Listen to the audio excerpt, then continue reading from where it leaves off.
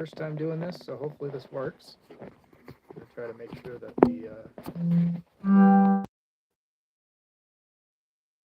not really sure how to make sure of that.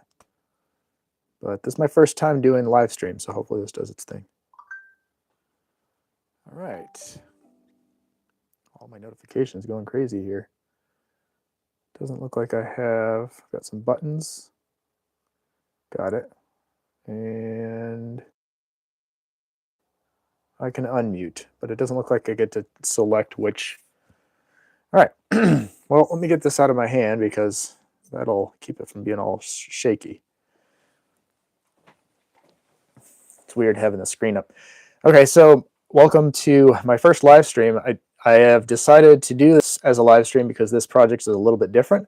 And I'm hoping that the video footage gets saved into YouTube and I can use it to cut together a little short later, because the project that I'm working on right now this afternoon is a little bit different than the one I've been doing for the past several weeks. This is just a different project altogether.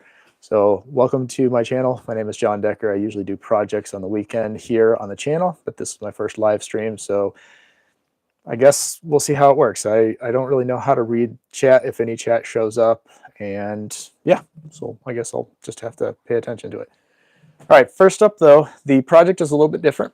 Instead of doing woodworking projects or projects that have to do with the barn or whatnot, I'm kind of going back to the roots and saying that this is a weekend project, although I know it's not the weekend. And what I'll be working on today is a bit of a, it's not really a present, but a honeydew project in a sense. My wife came back from the secondhand store a few weeks ago now, I can't remember how long it's been, and she had with her an artist easel that she thought looked neat. Don't know if she's going to use it for decoration or actually use it for making art. I think it's for the latter. And it has some pieces that are missing and some pieces that are broken, and they sold it to her for like $2. So that's, you know, it's good, because now that gives me a little bit less pressure if I can't figure out how to fix it properly, but I'd like to make it nice for her. I looked online on eBay and found the same exact easel with all of its pieces going for $111. So that's, you know, that's the mark I have to beat, less than $111 in this fix. Let me grab it, and I'm going to put it on the workshop that this camera is currently hovering over, and I'll just face the camera towards the workshop workbench table rather, and work off of that. And if I'll try to figure out a way to make sure that I can see the comments if any comments pop up. And yeah, that should be it. Let's go ahead and grab that. All the parts that are here still. I will be fair up front, there might be some table saw use in this video, and that will be loud as the live streaming app doesn't seem to be able to use my remote microphone. I'm not really, if it can, I don't know how to make it do that. So I'll just, I'll have to be aware of that when it happens. All right, I'll be playing around a little bit for the first time here, and hopefully that's not too distracting for everyone. All right, I'm going to clear the deck, and the deck will be cleared. Let's go ahead and get this out here, and I'll show you what we're working with, and this should be interesting. Okay, so where's my flip? Here we go. All right, sorry about the weirdness. Let's see if this makes sense. I'm going to have to grab a stool here real quick.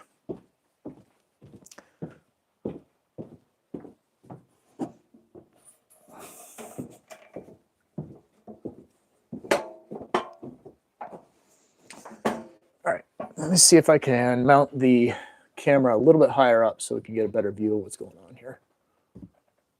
Yeah, that'll do it. That's not too bad. Let's see if we can scooch over just a little bit and not get the, oops. Don't know where to put my charge cord here. All right. I don't know if this is how people do YouTube live streams normally, but this seems like it might work for what I'd like to accomplish in here today. And so there we go. Oops, what is this? Where's this? A little bit of fiddliness here, I guess. Hard to do this on the app. I guess I didn't have a chance to really set it up first. All right. Live stream, 5 minutes in. I promise you it will be better. Oh, you know what? Actually, let me just check. Actually, I know the answer to the question already. So,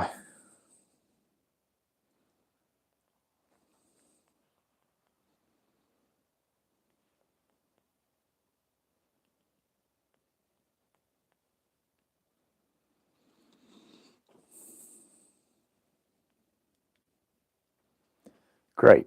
So what I've got here in this instance is, just go ahead and set some things apart. These are the parts that it came with, and it's kind of hard to see what's going on here, but if you've seen easels before, when this came in, this piece was combined in the back here, and there was a bolt, like a lag bolt, shoved through it, but it didn't have the extra hardware. So I dug through my drawer and found a nut that will fit the lag bolt they had with it. So that'll be easy. That's a quick fix. The other thing that was set up weirdly was this was inverted. So clearly whoever put it back together to give it to the secondhand shop didn't know how it went together either. So that part, everything else seems to be functional if loose. And there's some things I don't understand, like this little piece up here. I don't really know what that's for. And there's a spot for a hook here that I assume went to the piece that's missing, and that I'm going to have to make, essentially fabricate. And then the other issue that we've got going on here is the feet are these little tabs, I don't know if it's easy to see from that perspective or not, but they're these little pins with a plastic foot on them, and the plastic foot has pressed all the way through on the back side, which I don't think was the way it was designed. And that means that if she uses this in the house, it's going to scratch up our floors. So that's another thing I'm going to fix today. So the feet, the piece, mounting the piece properly, the bolt obviously will be easy enough. I don't have a wing nut, so I'm just going to use this one. We'll wrench it down so it stays nice and tight. And then I need to create the piece that you put your canvas on, and I don't know what the word for it is, but I think we're going to probably just go with some wood that I already have, and I'll make it work, and hopefully it won't be off putting looking or anything. This wood, I don't know a lot about it, but it's very light and it's got a very fine grain. And since these were built back in like the early 1900s, this is probably a vintage one. And it looks like if it's not a really fine, like old growth fir, it looks like that to me, just based on what I've seen. But it's a very light wood. And I've got a piece of fir, old growth fir, from a barn board that I have saved that I might be able to use to create that shelf or whatever it's called. All right. So welcome to the channel. This is what we do. Let's get into this. The first thing is I'm going to grab a pair of pliers here. Let's see what I've got that I can use. I'm still getting used to having these drawers in the workbench, so I'm not sure where everything got put.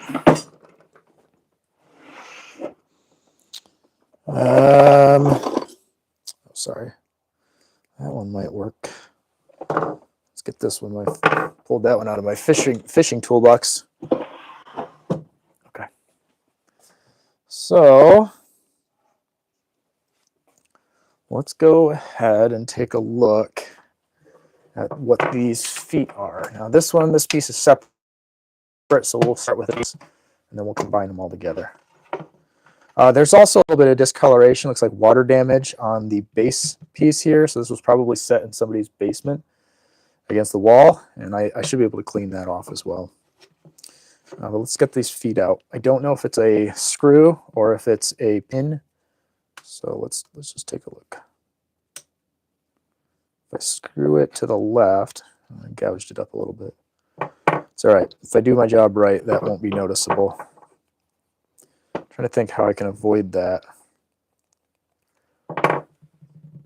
Do I have anything rubberized? Maybe.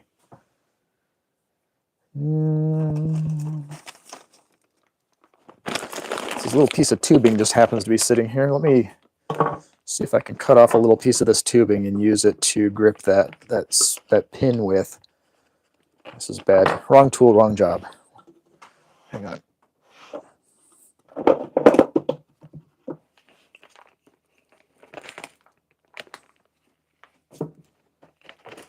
Okay, plastic tubing.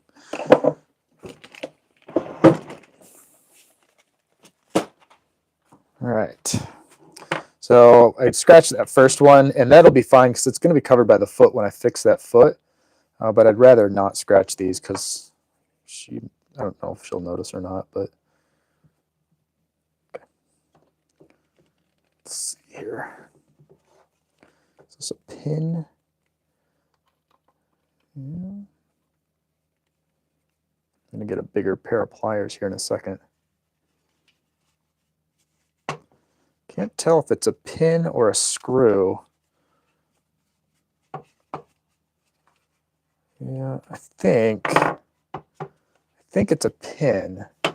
And they're all put in separately at kind of the same angle. You know what? It might be worth just leaving them in place. So they're in pretty good shape. And then just fixing the feet somehow and getting those set on so that they don't pop through in the bottom. All right, that's my new plan.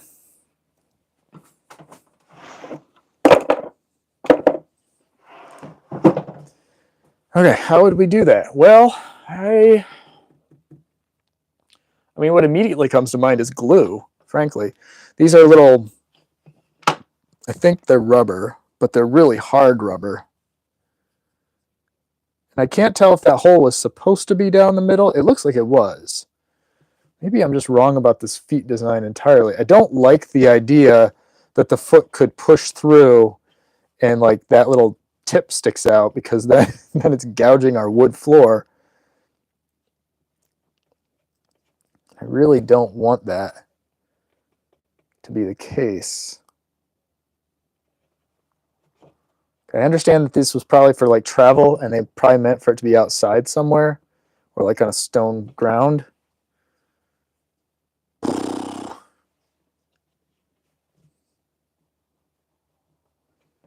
I mean, I guess what I could do is I could trim off the tip of these just a little bit shy of the bottom of the rubber, but then I'm wrecking it.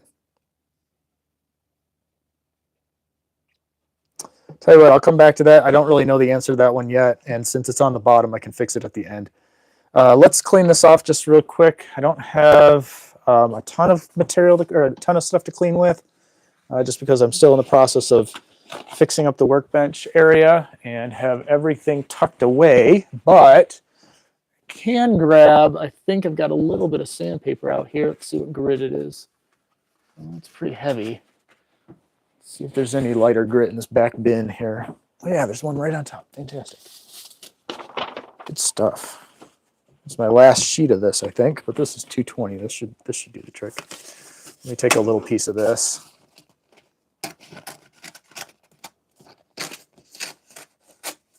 That'll work.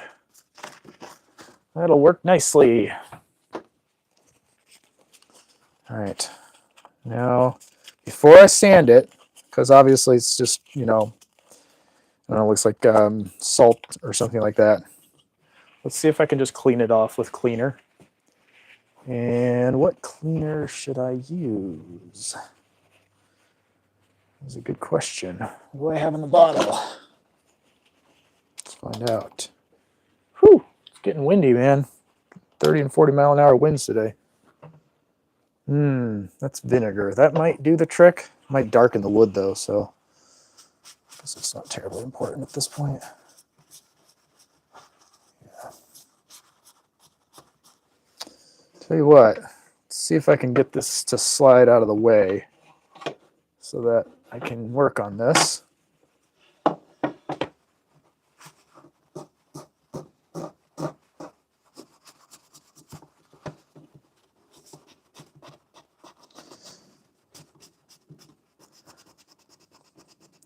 When I first saw these, or this, when she brought it in and I saw the light colored base, I honestly thought this was covered in like a metal until I looked at it closer. Not really sure what the best method is here, and I'm using what I have on hand. To be fair, she doesn't even know I'm doing this, I think.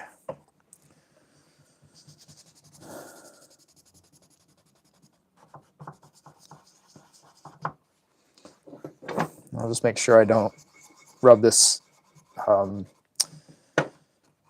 vinegar stuff any higher than the metal bracket, and that way if it does end up being a little bit darker at this one end, then it'll look intentional. I'm not doing an official restoration on this thing because I don't know how, but I'm going to get it cleaned up and usable again, and that should do the trick for that one. So let's get that piece put together. All right. And do the other one. I decided to do this as a live stream more as a test than really anything else. So if you accidentally run across this live stream and you're like, what's going on here? It's just kind of me playing around, I guess, at this point. All right, let's take this piece apart. We're going to strip it all the way down. So that'll make it easier to work on.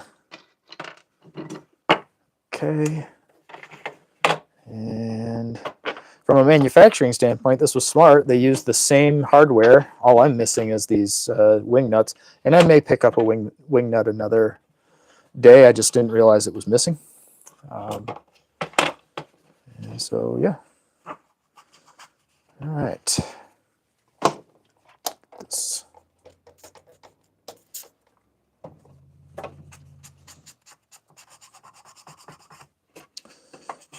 Just cleaning up pretty easily. Doing okay.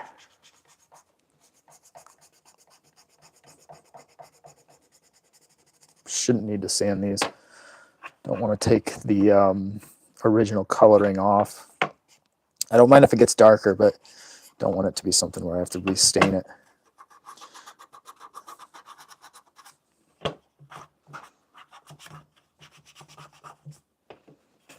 Okay. That one turned out okay. And there's nothing else really on that one. A little bit of dings and dents. But it's all right. Okey-dokey. That one back together as well. Not sure if there's a rhyme or reason to the way these pins are shaped, like which direction they're angled. So I might have to look these over again when I'm putting it back together. Oh wait, did I do this one already? Yeah, I did this one already. And there's this one. This one doesn't really have any, so that one's okay. I don't have to mess with it. Okay, so what I end up with is these two legs, which are the side legs, and then this one, which is the middle. So let's get this portion put together properly, and I'll figure out the feet later on. Because this was designed as a travel easel, when it was collapsed, it was supposed to be all one like shape, essentially. So these two pieces go in. The alignment is essentially like this, so that when they are folded up, they line up with the head. This is the back of the head, or I don't know what the right term is, so I'm just going to call it what it looks like to me. And I don't, and there's a square hole on the front, so that's where the front of the, or that's where the lag bolt goes in, because it's square on one end, keeps it from spinning. And so you just got to line that up and make sure that sits in nice and flush. And that should do. And then I'm going to leave the patina on these. This is the original wing bolt. And actually, you know what? Let's see if I can clean it off. Just, I don't think it's going to do much good with what I've got here. But yeah, I think I'll leave that alone for now. It's probably brass. Actually, I don't know. It's chrome or something. But it's patinaed somehow. So we're just going to go ahead and thread that on. That shouldn't be too big of a deal. Okay. And I can tighten it down pretty far without splitting anything out. And that's nice and tight. So it'll loosen up over time as it gets used. Okay, so then this piece is the middle. We'll get to that in a sec. This one is the next one up. Same deal, essentially lining it up. I'm putting the wing nuts on the inside so that if I wanted to make a case for this in the future, I could do so, and it wouldn't need to account for the wing nut width on the bottom. So just to give you some point of reference for that down here. Not sure if that's a good idea or not, but that's currently what I'm thinking is the right way to go.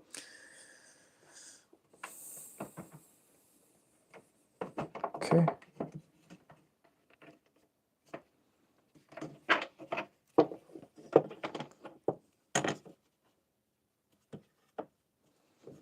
All right.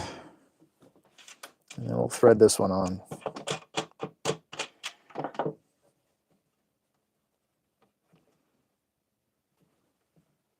I'll do it right there for now. Okay. Now this is an interesting, I just noticed this. The middle piece goes in with its hook towards the front. So it should go in essentially spanned between the two of these like that. But I just realized that this hole for the bolt goes all the way through, and there is no like square cut on one end, and there's no square cut on the end of the leg itself. So it's going to spin. Yeah, both sides are straight through. So I'm going to have to figure out a way to keep that from spinning. But let's go ahead and get that in. Should just slide it right in the middle. I don't know what's sticking on something there. And lined up. Again, it's sticking on something here. Not sure what the design standards are. Okay. Tolerances. Let's wiggle it around. See if we can get that pin to fall in. Actually, I need a screwdriver or something I can stick down in there.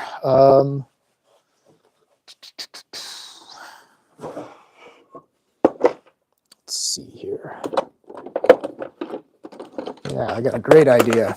I'm gonna use a pencil with an eraser on the end. Shove it down in there. Kind of hold that end of the lag bolt in place. And I have this little washer. It's got a notch on it. It was pulled out of a piece of electronics, I think. I'm going to just tack that in there so it stays in place. And then I don't have a wing nut for this, so I'm just going to use a normal nut for now. And let's get that threaded on.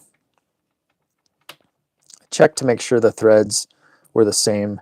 I just pulled this nut out of a random drawer of random nuts and bits and bolts and stuff.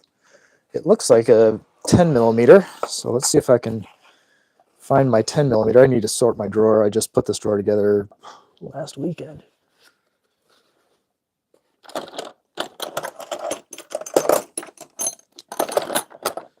know I have a 10 millimeter in here somewhere. I don't know where. Wait, there it is. On its side.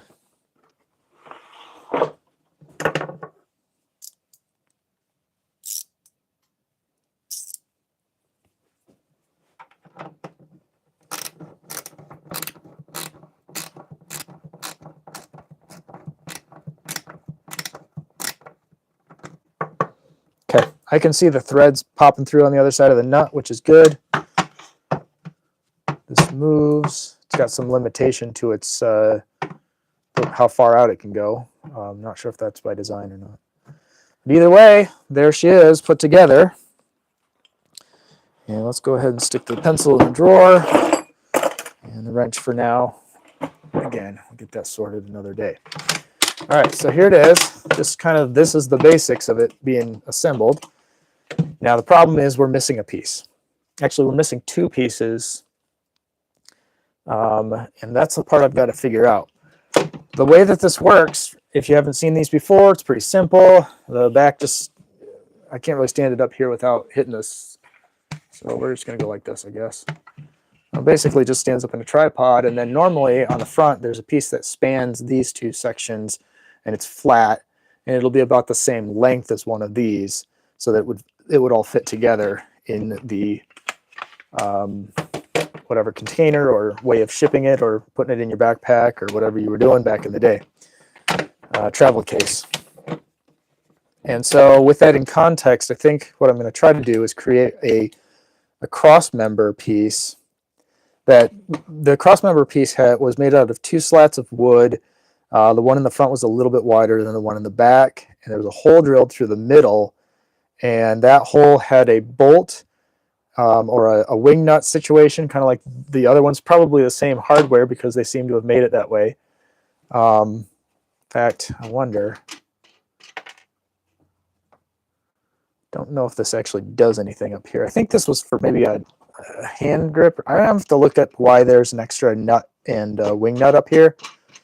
Not sure what that's for. But anyways, the cross member went down the middle and had either 1 or 2 of those wing nuts run through it so that it would pinch, essentially driving the bolt through to the other side. So there's a board on the back side and a board on the front side.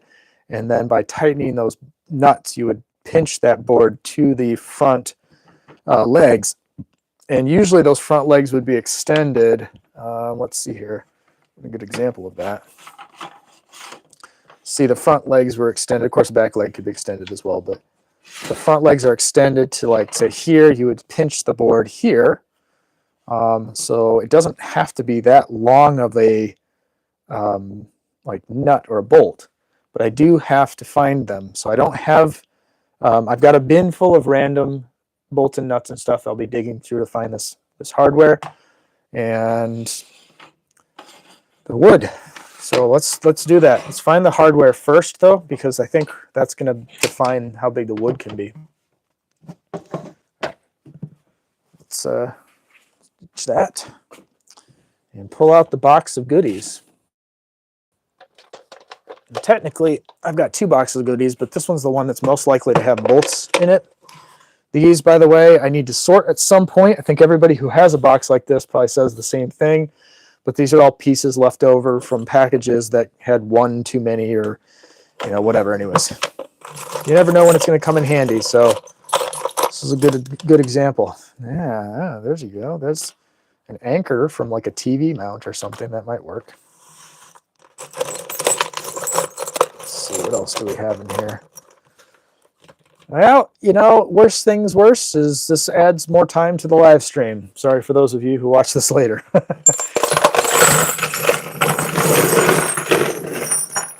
I have a workbench table if you don't use it. All right. Hey, look at that. 2 of the same thing. It's like gold, only not at all. Hey, there's a little brass tag. I don't know why I have that. There's a few pieces in here that are really obviously not going to work because they're really thick and heavy. So those are out automatically, just kind of picking through the ones that'll make sense. Something like that might make sense. It's a lag bolt. It's pretty long though, so it might not be right, but we'll leave it to the side. This one's pretty short, but it's pretty thick. This is better, but not quite what I'm looking for because it doesn't have thread that goes all the way up. This little screw is interesting, but again, I don't think it's quite the right look for this build. Some furniture pieces be interesting, but big bolts.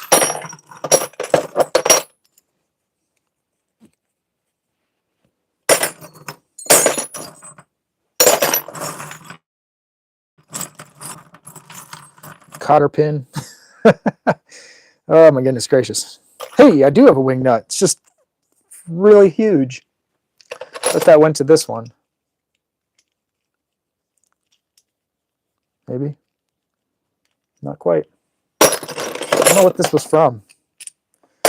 Whatever. A couple of these things I have from like dumpster diving and stuff, so I don't really have a reason. It's a big locking nut. Holy crap. Okay. Well, we're getting down to it. Now I do have some wing nuts, it looks like. Were they the right size? I don't think so. Are they the right size for this? Not quite right thread. They're the right diameter, but the wrong thread. Let's see if we can find a thread. Nah. All right, well, we'll stick the wing nuts off to the side for now, in case we find something that fits them. Anything that's a screw, these are from TV mounting. Big nuts, big bolts, they can all go away. Extra little grommets and hardware from various projects. It's a huge ring, holy crap.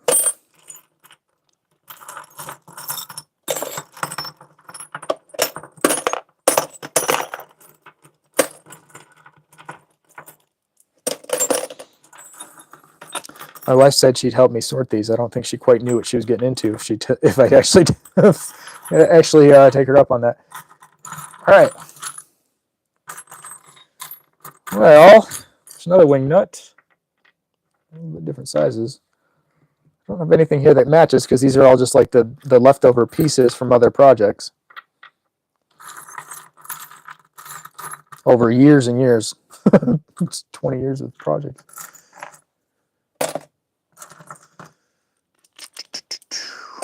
Hey, there's a cut nail. That's neat. Probably why I still have it. I probably looked at it and was like, that's neat. These are kind of neat too, actually. They aren't for this project, though. So if you're asking what I'm looking for, a couple things. One, the wing nuts are kind of interesting to have found. I didn't realize I had so many of them in here. That's good to have those.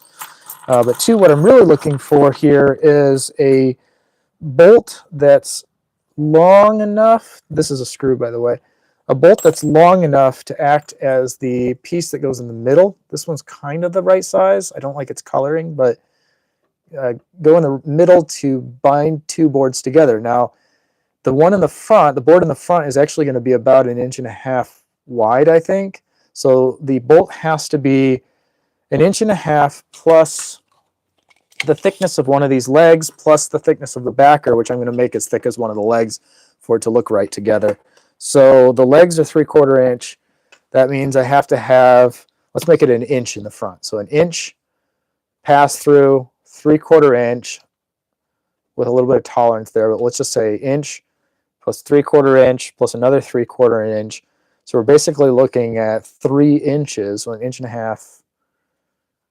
We'll say if I did 1.5 inches at the front, it'd be 3 inches. So 3 inches of depth. So if I can find a 3.5 inch long lag bolt, then that'll be the best of all worlds. And this is a 3.5 inch long lag bolt. So if I can find a nut to fit this, we're in shape. This is the one we want.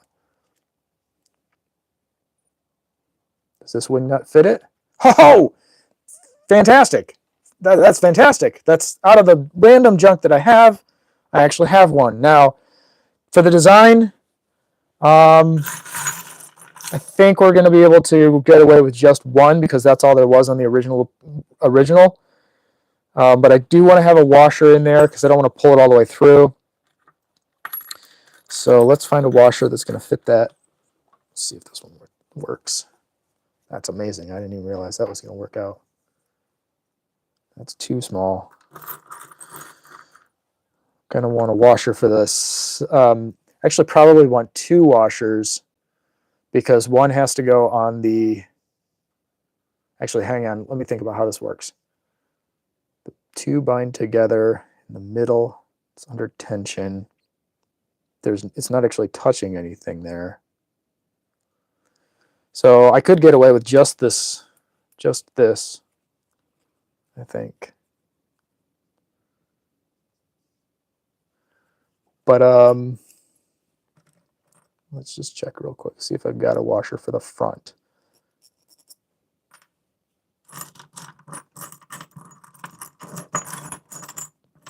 Got some locking washers that'll fit it. What's this? A rubber washer? That's interesting. It's not what I'm looking for, though. Nope.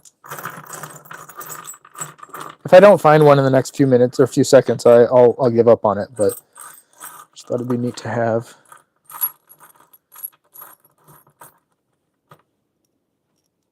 I mean, that'll technically work. It's a little loose. That'll keep the wing nut from cutting into the wood at the front, whatever the wood is. So it should be like that. And then the back is a lag, so that'll be cut with a little square notch in it. That's awesome. Okay, cool. So I'm going to put all these back in the bucket, and we're going to move forward on this. We might actually get this done faster than I thought.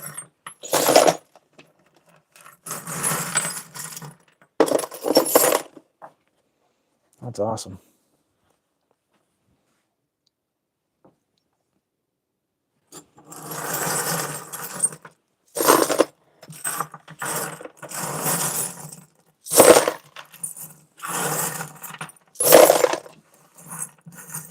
All these little pieces, nuts and things from TV mounting hardware kits and sorts of stuff.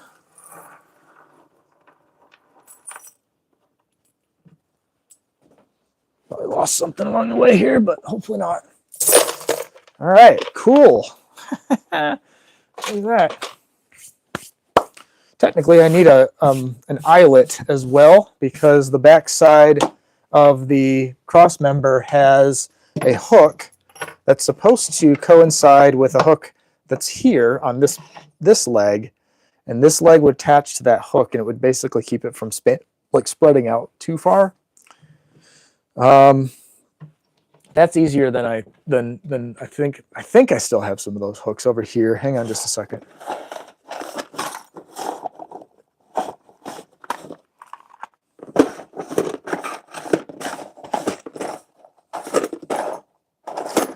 I have got to sort this stuff out.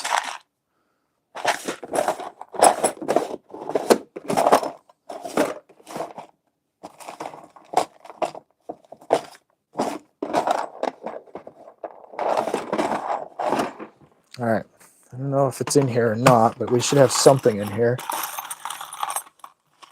Oh, potential, that should work. It's not the best. I'd like to get something smaller than that. I used to have all of the hooks in here, but it got sorted in badly with all the other stuff. It's a very inefficient system when you're looking for random bits and pieces. Oh, hold on. Nope, it's an eyelet. Never mind. Yeah, if that's the only one that I have, that'll do the trick. I just kind of hoping for. I had a little brass one a while ago. I used to have a whole bunch of them, but I don't know what I did with them. Probably used them. Oh wait, is that it? No, but it's another hook. Okay, so it's not in there. Those are the only two hooks in there. What else do I have? Got gator clips. A lot of gator clips, actually.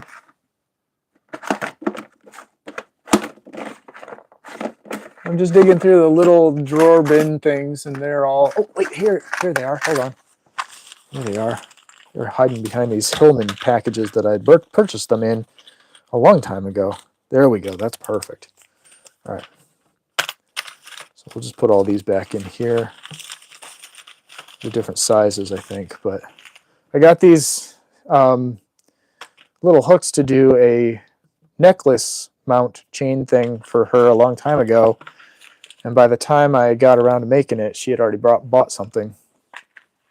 So I have so many extras. Okay, so we got the hook that'll go on the cross member. We have the bolt that's exactly the right size, and we're going with 1.5 inches for the tray on the front depth-wise, and then 3/4 inch for the back cross member. Now they have to be somewhat strong, especially the cross member at the back. You're not going to be like really wrenching on it. So I won't be using. So like here's an example. What I originally thought I might be able to use something like this. This is an offcut piece from a piece of 2x4, and this wood strong enough technically, but it's first of all I cut it too short. This wasn't what I was going to use it for. And secondly, I want to look at the grain on this as an example. I don't know if you guys can see it from your perspective, but the grain is really wide. It's basically about 1/8 of an inch wide between each growth ring, because this stuff grows really super fast. And so it's kind of soft in a sense because there's so much space in between. And so if you really start wrenching on this with a drill or with a screw, or like this wing nut, for example, it'll press into this wood really fast and deform it. And after a while of doing that, it'll split the wood. So I don't want to use this kind of wood. Now, the reason I make that distinction is because you can kind of see it on this, that the grain is really tight. The grain here is about a 1/16 inch across, maybe less. And that's this means it's a stronger wood. It's an old growth wood, meaning it took longer to grow this wood than it did to grow this wood. I think, based on how light this is, though, that these two pieces of wood are probably the same species of tree or close to it, just different eras, essentially. This one was allowed to grow a lot longer before it was felled, and this one was farmed specifically to be used for lumber. So it's a faster growing tree. I happen to have, though, some old growth fir, which is what I think that is, rather than this pine. And I'll show you that now. Okay. This is a piece of wood that came out of a beam somewhere in our house when we were doing renovation. And I kept it because it was neat looking. That's really the only reasoning. So the pattern of I don't know if you can see it from your angle, it's pretty tight there. Let's see if this makes sense. But you can see the growth of, it's kind of out of the light. Let me see if I can show this better. See how tight these growth patterns are, this growth rings? These are like, man, a millimeter apart, maybe less. They get really super tight up near the side here. This was a very old growth tree before they cut it down to make it into timber. That said, it is not being used for anything right now. So it's got a warp along this side. It's got no square end on this side. And the squarish end is the only end right here, is the only square side that I have. However, the width of it gets properly wide, about 3/4 inch in here, goes to full width. And the only spot of this that's full width all the way down is going to be down here. So I think what I'm going to do is not cut for the wide side being like cutting it long, like if I cut down a strip here, but instead, because the kind of more warpy side over on this end is pretty flat, I think I'm going to use this as the top of the cross member. And so that means I'm going to cut a piece out that kind of comes to, what was it, 1.5 inches in, I believe we were talking about. So bringing it in 1.5 inches here, and that seems really shallow now that I look at it. I wonder if I should countersink my bolt here. If I countersink it in just a little bit, I can give her a wider front lip.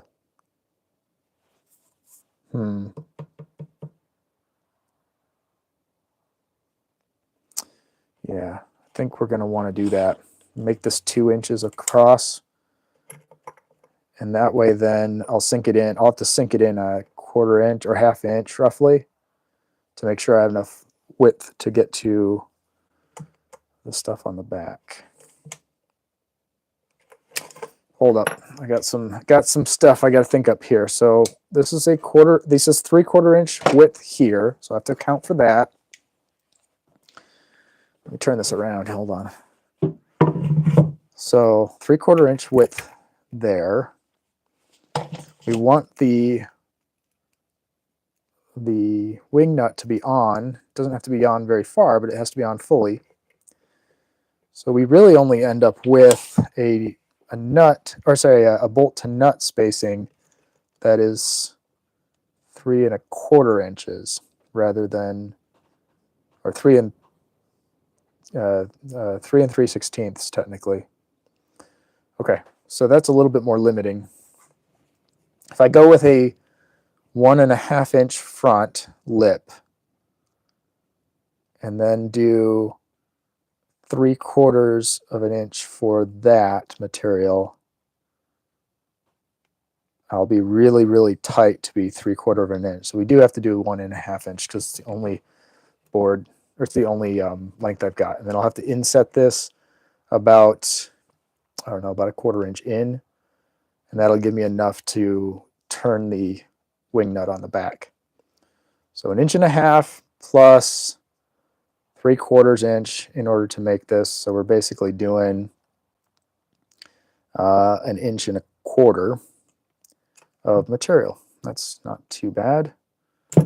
Now I have to figure out where on this material we're going, but 1.25 inches worth of material. Let me get a pencil real quick here. Where did I put my pencil? I had that sharpened pencil. This one should do the trick. Get out a few tools here we might need to use.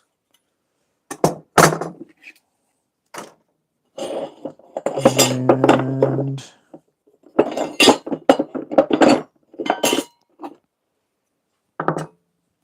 should do the trick for now. All right. And I'll get to it then. All right.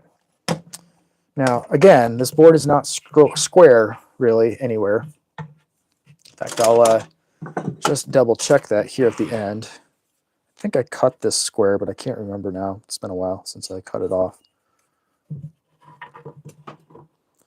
Yep, that's nice and square there at the end. So this is our square line. I know this board is flat and square going this way. It's one of the reasons I kept it. It's because it was so nice and straight and flush, and like there's no bounce or warp to it. It's just got this kind of curvature. So I think using that as my guide edge on the table saw, I should be able to take off, what was it, 2.25 inches going this way, and that'll put me into kind of trimming off this section here.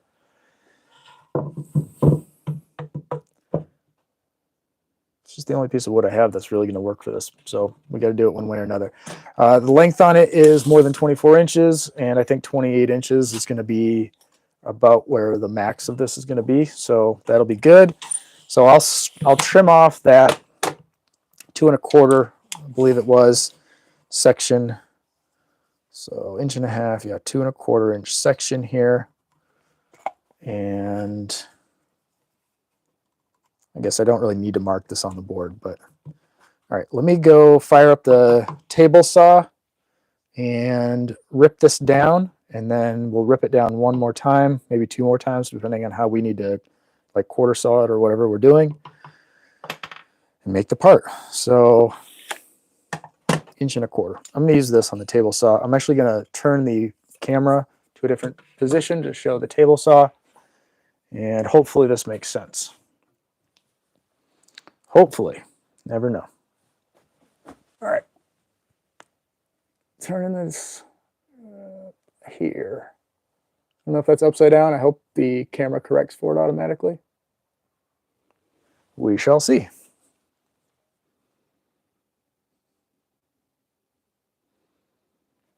All right, excellent. I think we're good.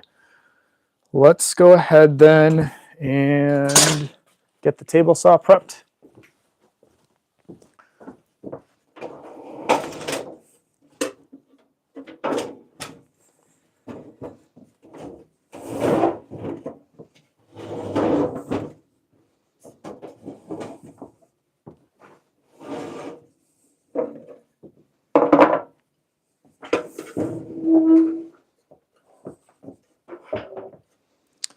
Now the way that I prep the table saw is I use my, the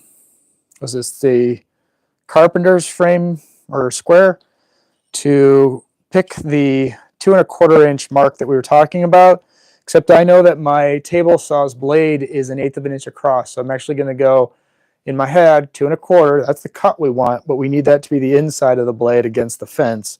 And so I'm adding an extra 1/8 of an inch to the line on here. And so that ends up being math I don't want to do in my head, but I can do just visually here. So now we end up with the 2 1/4 plus 1/8, right? And I line up the square, the flat side here against the back side, of the blade, like that. And then I just push my fence right up against the bottom of the ruler side of this. And I do the same thing on both sides because I have an old table saw and it doesn't line up perfectly every time. And anyone who's used a table saw knows you end up playing around with this a lot. So this is the fastest way I know to do this. There we go. Now I happen to have this marked. I adjusted my little mark where the table saw indicates what you're cutting at to account for that blade width. And so right now, looking at the mark on the front face, it actually says it's right at 2 1/4 because the width here between the inside edge of the blade and the inside edge of the fence is 2 1/4. And so it's pretty precise, and it does a pretty good job, even though it's old and beat up. Let me see if I can find my push stick since I seem to have misplaced it. It's not good. Oh, there it is. I need to make a new one of these. All right, let's grab that board, get this thing fired up, and give it a cut, or 2 or 3 or 4 or 5. I'm not sure, but 2. We'll do the first one here.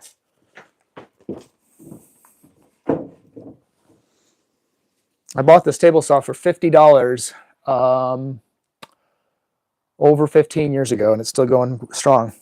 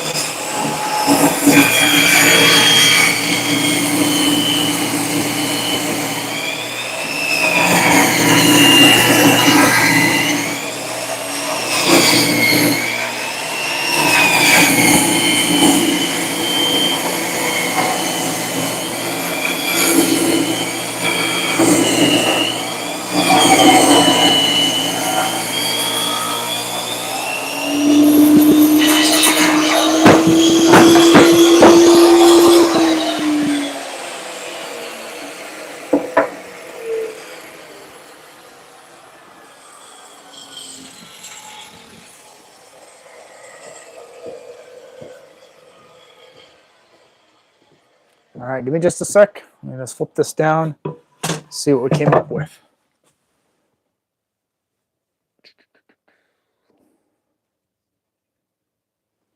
See if that's lined up right.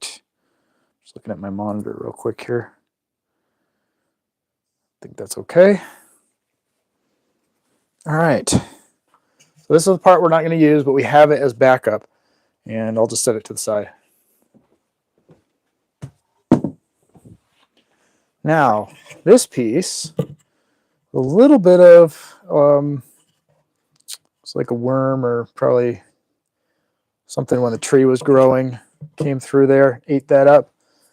And then it looks as well like there's a little bit of separation back here, a little bit of splitting. So that's not good, but I think it won't matter for what we're doing with it. And then this is a little chipped here as well. I'm trying to see if I can use this as is, how best to do it. I might be able to squish some glue into this place where it's starting to chip out, split out rather. If I squish some glue in there and then clamp it, hold it in place, I'd do it. But anyhow, so let's see where the best piece of this wood is going to be. So I marked for it to be this way. I think what I'm going to want to do is strip this piece down here, just width-wise. It might overlap where it offsets here a little bit, where it's starting to slope. I But I really only want this to be about 3/4 of an inch wide, so that it matches this kind of material width that they've got going on here. And then the bolt will slot through the middle here. And if I can figure out this split and how that works, we will cut a strip out of the meat of it here somewhere. Whether, I don't think it's going to be on this side now that I'm looking at it. And that'll be the backer board. But the front piece will just be this front, and then we'll sand it and clean it up and whatnot. Okay, so that means I've got to do a 3/4 inch rip cut down the length of this, with this being the top edge, I think.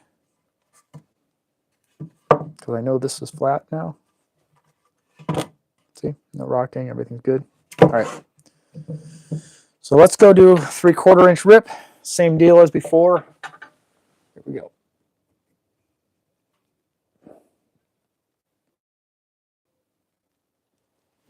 Hope that's a good view.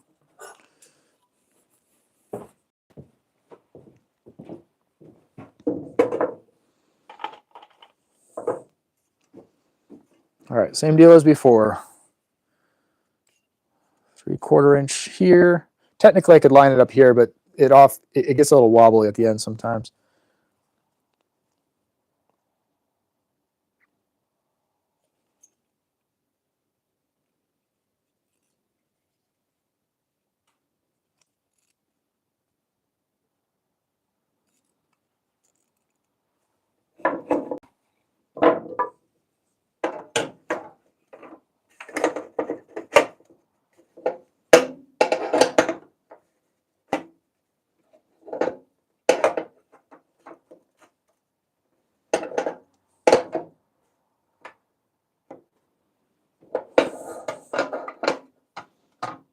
Yep, see, it shows as 3/4 inch on the one side, so we're probably good. That's squared off, and that's squared off as well.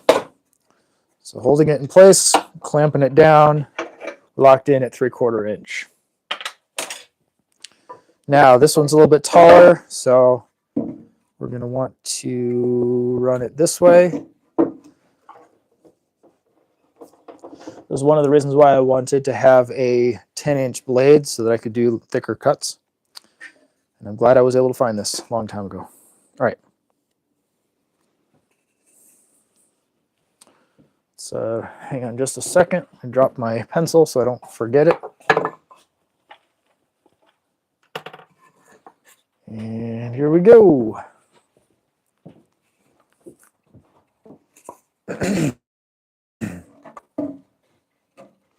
This is a little bit harder to do with the way that I usually use a guide, because I usually like run around a groove, but there's no groove on this edge.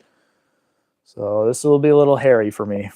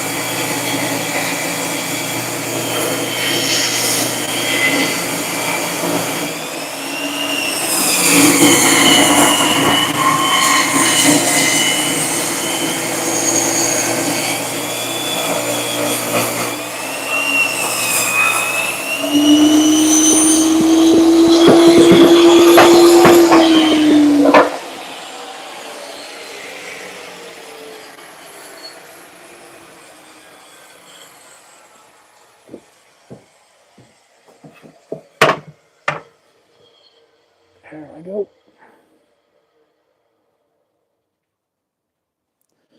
Sorry about the flipping back and forth thing. I just have the one camera, so it's the only way I can do this realistically.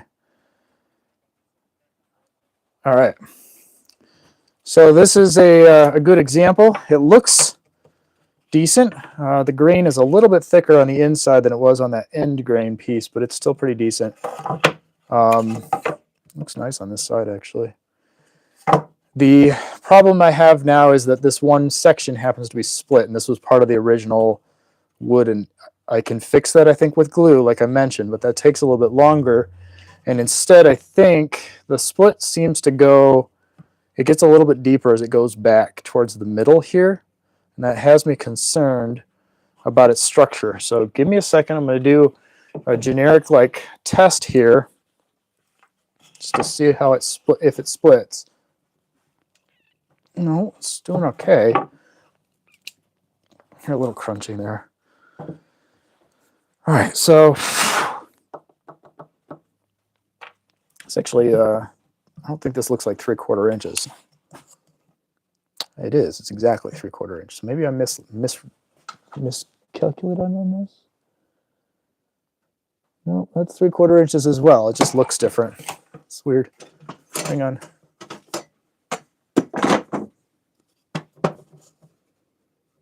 These are probably in millimeter or in a metric measurement. So yeah, that should be okay. This side's square. I'm going to cut this end down here square just so that it matches up here with the width between these two metal brackets. It's not a definitive measurement, but it should do the trick for making sure this works to pack it away together. All right. Just cut it right there.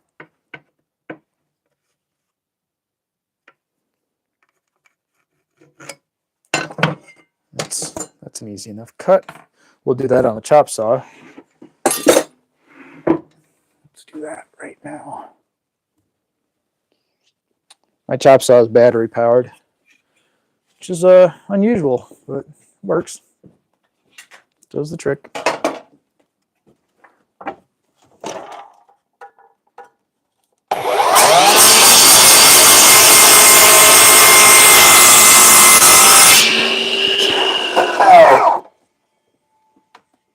It can go a lot faster, but then you get a lot more burrs and stuff. So I don't want that. Okay. Bringing it back.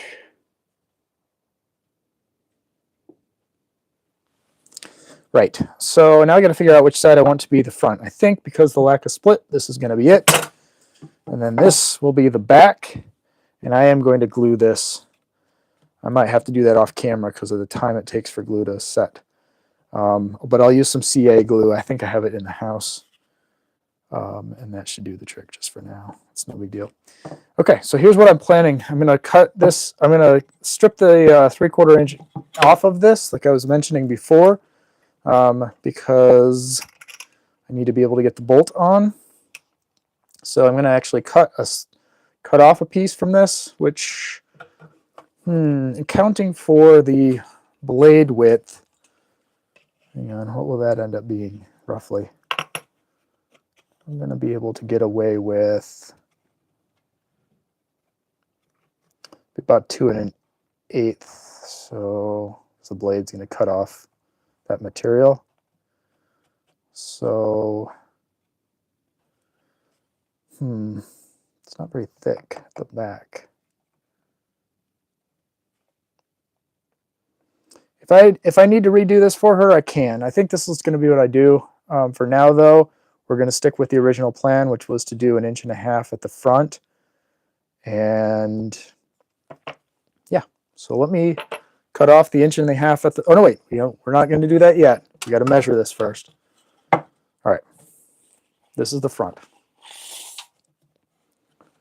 Okay, so this ended up being 28 3/4 inch long. What we need to do is cut that in half, or not cut that in half, but mark the halfway point on it and drill a hole all the way down through at the halfway point. The pencil here, or a pencil here. Okay, so that's going to be at 14 and, oh, what is it? 14 and 1/4 is 28.5. So 14 and 3/8, I guess. Yeah, 14 and 3/8. is our halfway mark.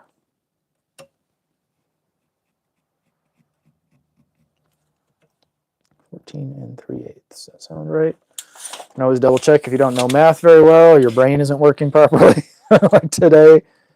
And 14 3/8 is correct. Okay. So we're going to run a drill, we're going to run a drill right down through the middle of that to accommodate this bolt. And let me mark it on the back. I might drill it down through and then come up from the other side so I'm not splitting anything out. All right.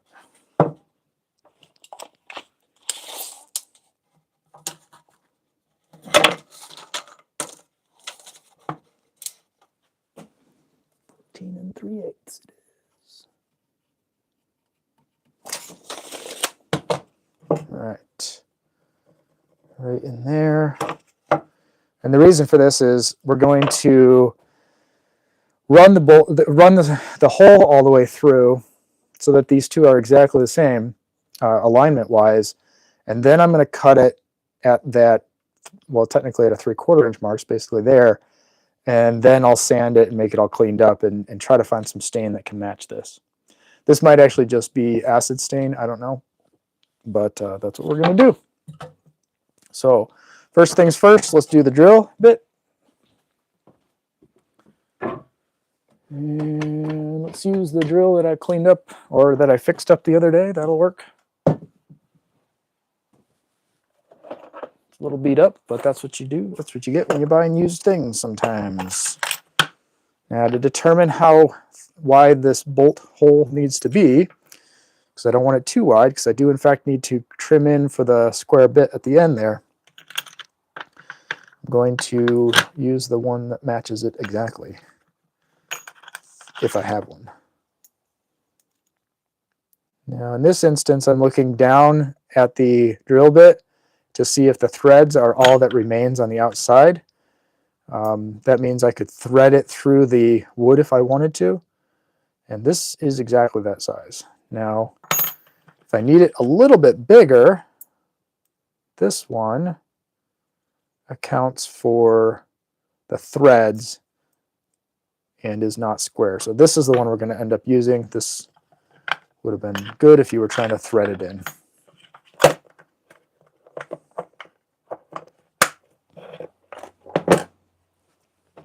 Now, I don't have a drill press, so this is going to be a little bit of figuring it out by sight. I had to get this cleaned up. There's a piece of stone or cement or something on it. It catches my hand every time. Okay, now I don't want to drill into the tabletop, so let me find a piece of scrap wood I can use to drill into. This will do the trick. Ouch. Use this one, it's got a nail in it. Use that as a place to lean against.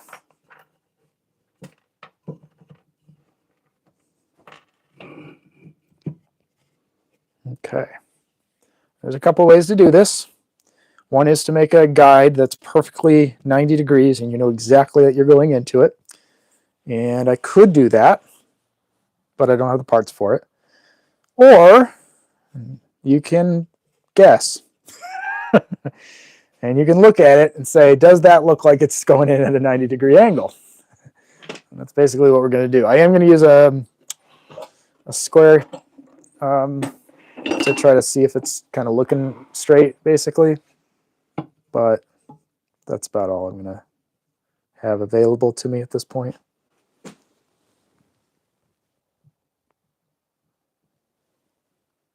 See if I can get it going straight up at this angle. Guess we'll get started. All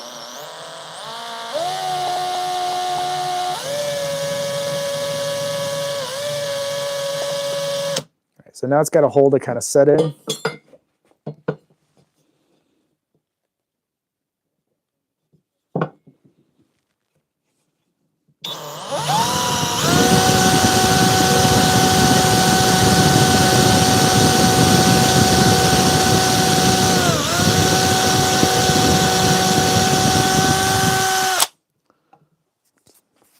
Working.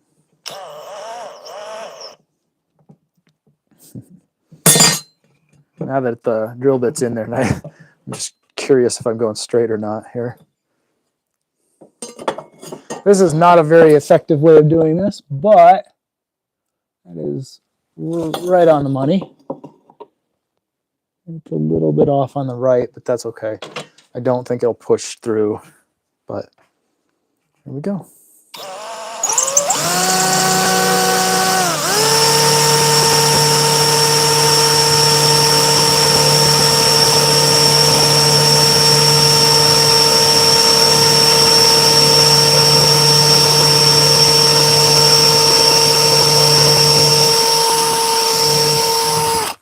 Okay. Now, it didn't go all the way through. That's intentional. We're going to do the same thing from the back because I don't want any tear out. And this one's pretty close to the opening.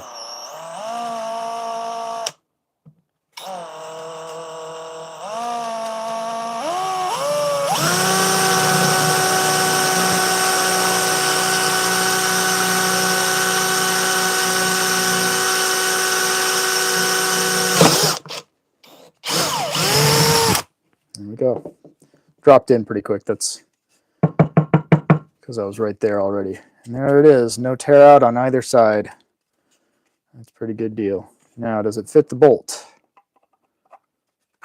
Nice. Nice, it does. All the way through. No alignment issues are all nice and taut, tight, whatever you want to call it. And this is the winter time, so once this gets pulled together in the summertime, when it gets a little bit more humid out, it'll tighten up a bit. All right, this is scrap. I don't need this right now. And let's clean off the surface a little bit before we move to the next step.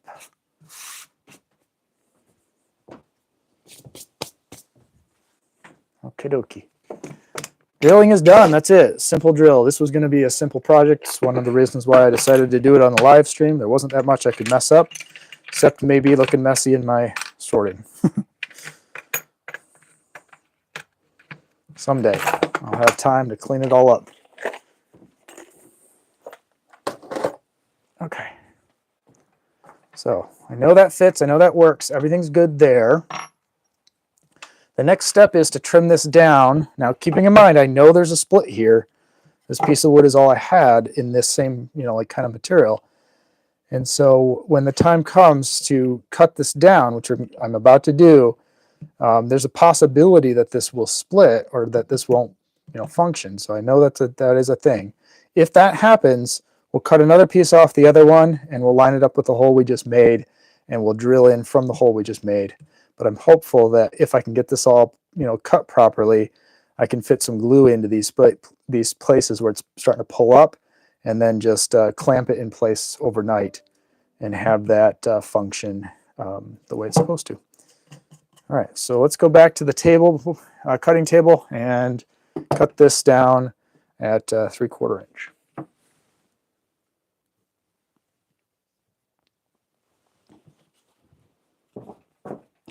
I get my safety goggles.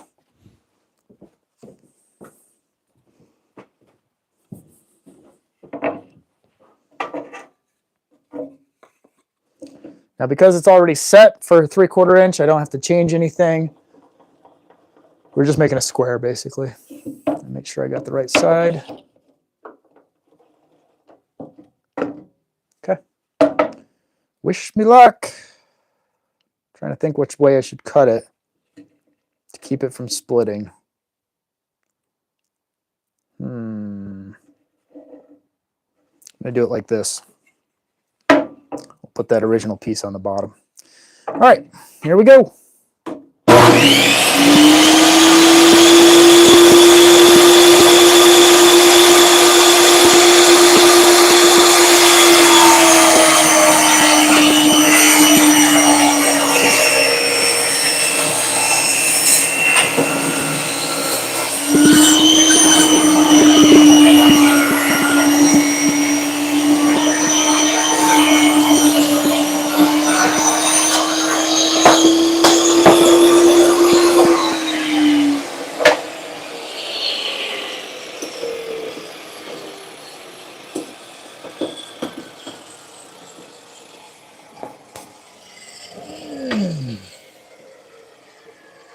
Okay. Not too bad. Did okay. Let me show you. Zip. All right, that's disorienting. Okay, so that turned out all right. You can see the split I was discussing here is kind of creeping in to the middle here. And again, I'll chuck some CA glue in there, or super glue, whatever you want to call it. And we'll get that all sealed up. That should be not a problem at all. Same deal over here on this piece. There's a couple spots where it's starting to peel back. It's kind of split all the way down through the line here. And we'll get that all glued in, and that'll be nice and tight. I'm going to sand some of the surface material now and kind of match their rounding that they've got. I'm not going to use a router or anything. I don't think it's necessary. But let's see what I've got for sanding. I have my flat block, but it's kind of running. This is just not good. It's getting used a lot last couple days. I've got some power sanders, but I think they're a little overkill for what we're doing right now. Let me see if I've got any 80 grit or something I can use to rough this up with. 80 grit? Yeah, that'll work. So we'll use a little bit of 80 grit.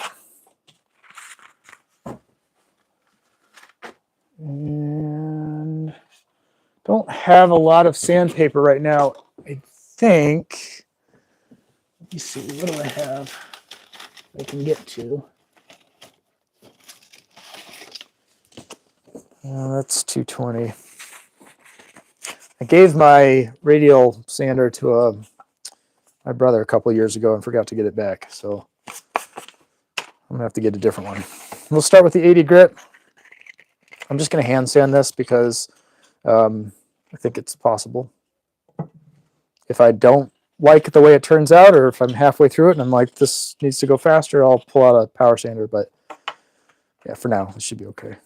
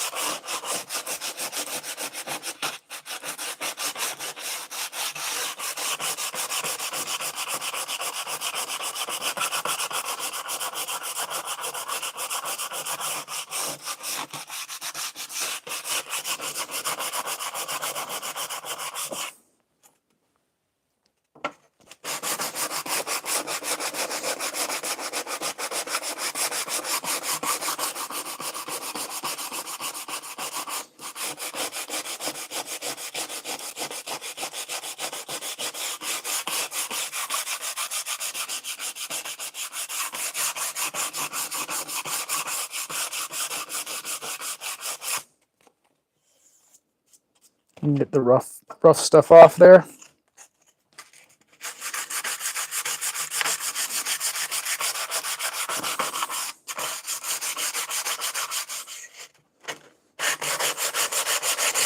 Ooh, that grain is really nice and tight.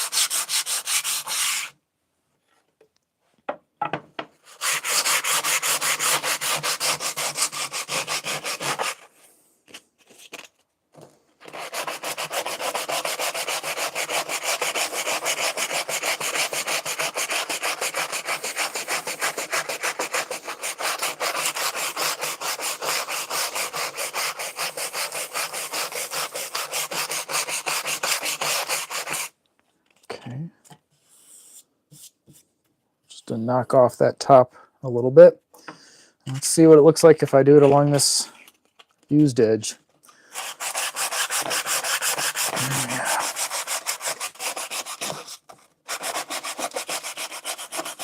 Weathered edge.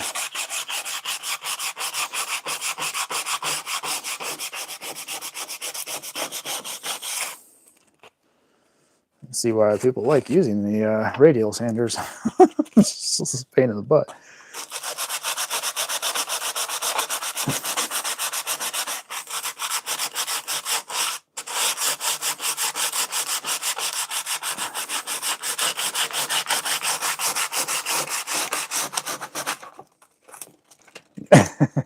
Yeah, there's a lot of little hairs or sticking up parts I'm going to have to glue down on this side.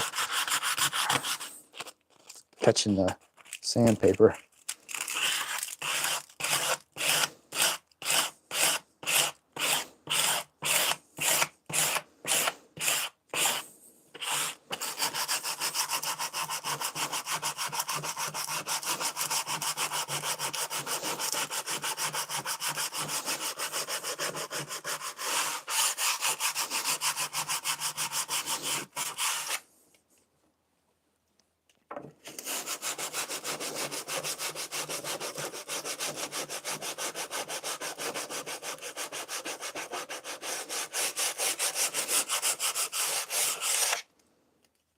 Okay.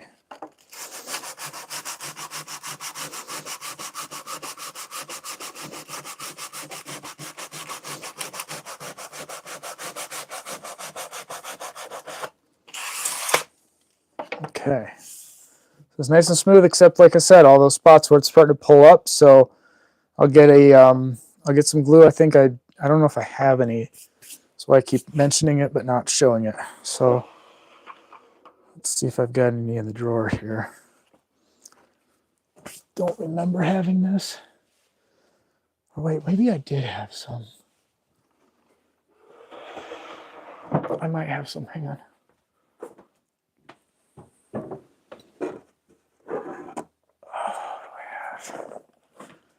I don't think it used to be that I stuck random stuff in here, but looks like it's just solder. Yeah, I used to have a bottle here somewhere, but I don't use it very often. Clearly. And it probably got misplaced during the drawers and projects and random things.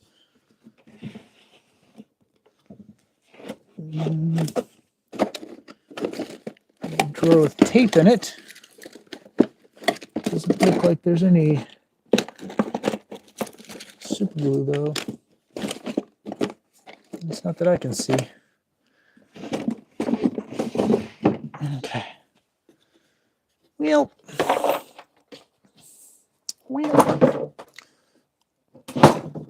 There's none there, so again, I might not have it right now, but I'll get this working. And I think we have some in the house, but I'll come back to it. So I just want to make sure this functions the way it's supposed to. All right, I'm going to go ahead and round over the edge right now, and like I said, I'll glue it up later.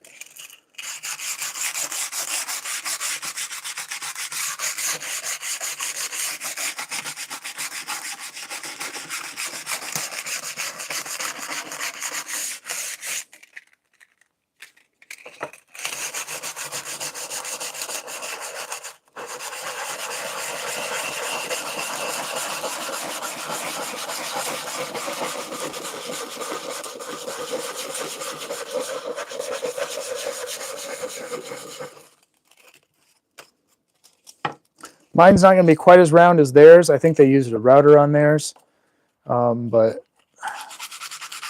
we get it nice and smooth feeling, so it's not hard-edged.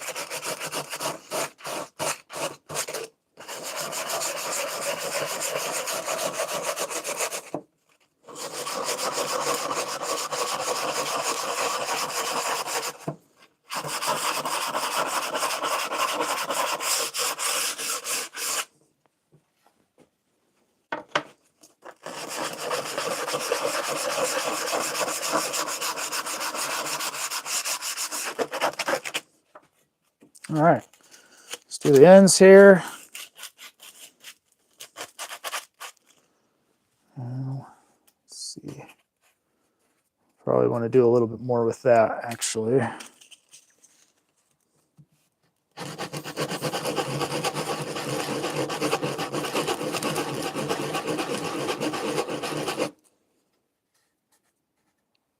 Feels all right.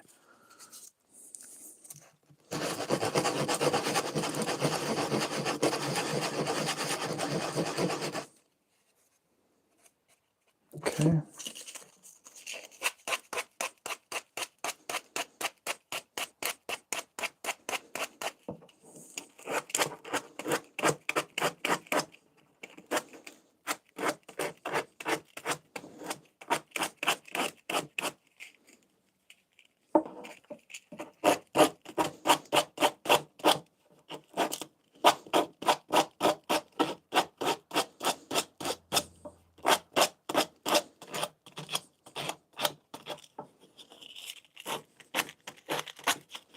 Okay. I had a piece of this cut off. There it is. Let's clean this up just a little bit more.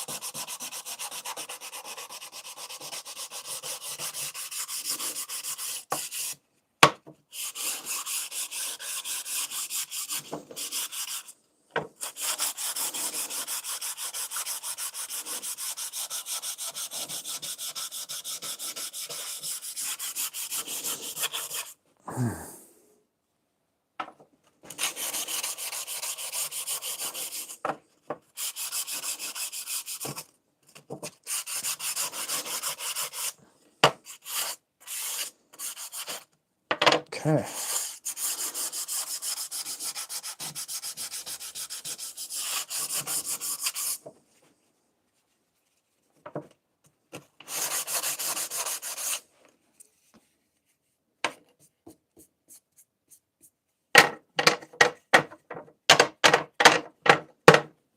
All right, that'll be nice once I get that nice and tightened up there. So let's get these pieces out of here, so I don't need those anymore.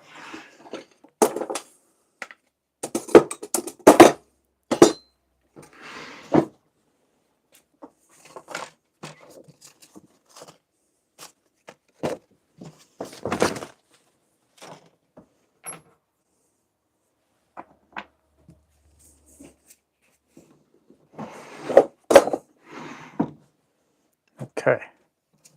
So it's just a little bit narrower, I think. Probably again because I did 3/4 inch and they probably had nominal. I'm not really sure what their measurements were originally, but it's a good size. If I had wanted this to be exactly the same size without measuring anything, I could have taken off one of these and used it to measure the size on the table saw. I probably should have done that, but this will work and she'll be happy with it, I'm sure. All right, let's get this one cleaned up and sanded up. I am going to see if I have a light stain that I can add to these. I don't know what the color they have here is, and I'll see if I have anything close to it. And again, I'll do the gluing, the CA glue and whatnot inside, which I probably won't have on stream, but we'll get it working. All right, let's get this one done now.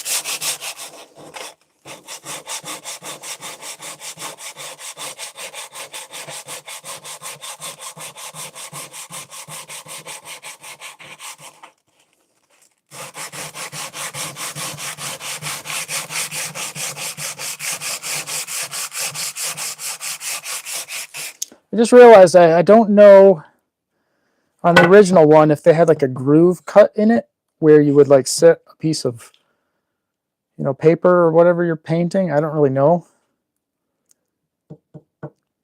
Hoping not. I know that's going to be something I'll have to maybe fix. I don't really know.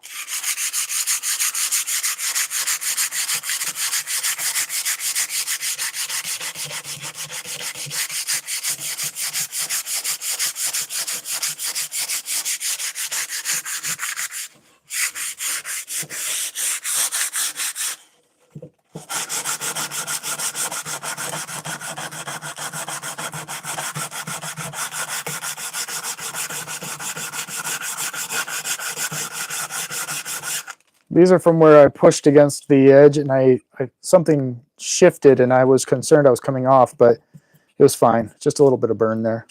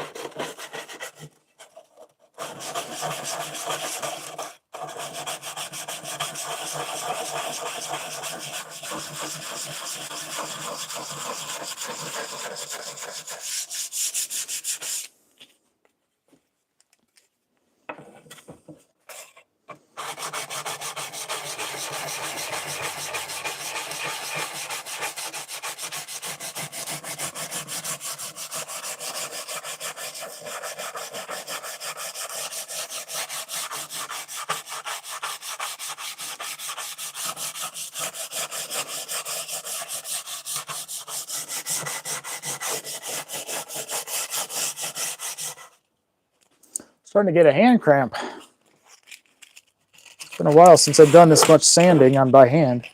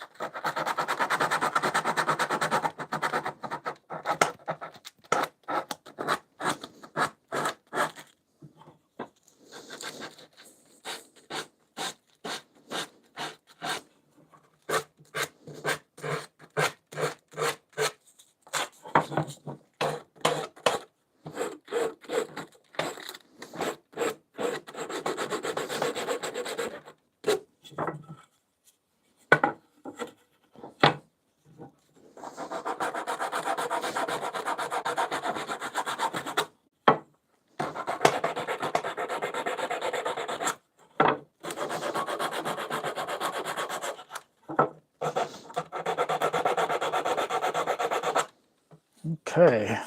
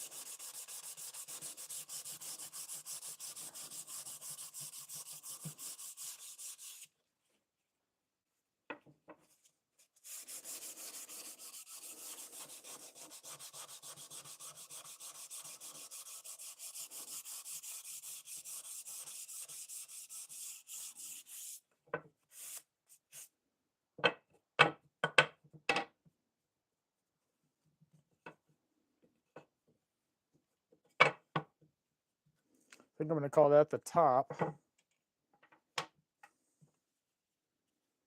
So it'll be like this. All right, let me get this cleaned up. We'll get to the next step here.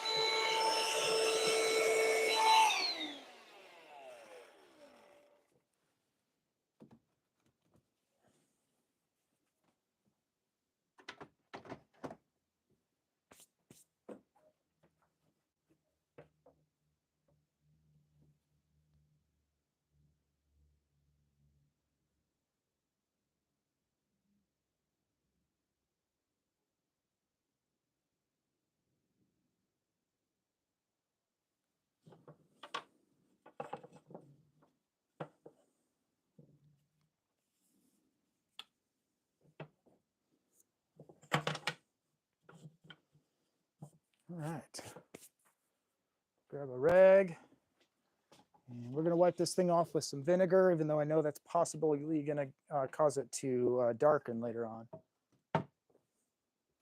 That's okay. That's okay. I don't have any rubbing, or not rubbing alcohol. What do I have? I don't have any oil here for like doing oiling it.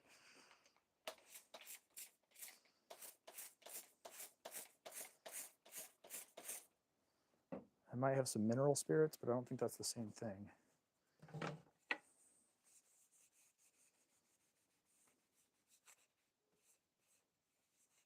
If you're hearing weird sounds in the background, so am I. I don't know what's going on outside right now. It's a lot of wind though.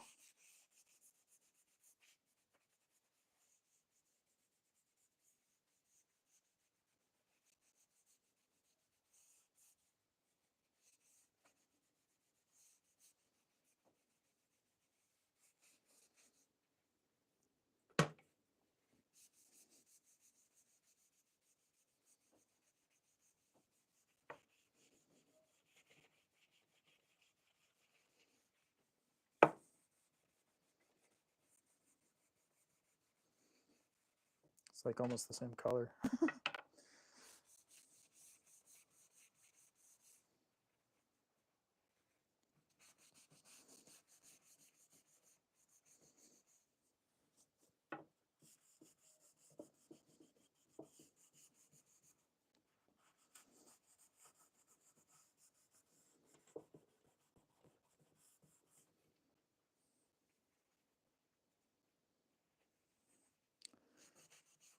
If the vinegar, I got a little bit of roughness here. It's picking up now that the grain is being saturated with something. I might come over that with another round of sanding, clean that up a little bit more.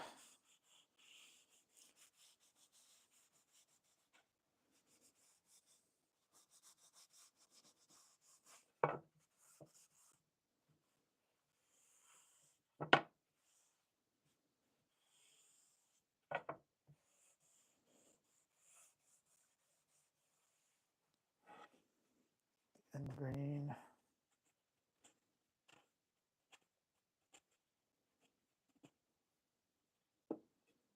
Other end grain. I'll let that one dry, and then I'll come back and hit it with a sander. Wow, that's crazy close. I don't think it's going to dry that color, but that's interesting.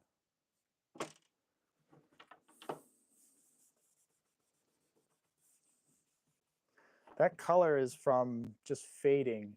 So I know this stuff underneath was stained, but that's kind of crazy how close that color is.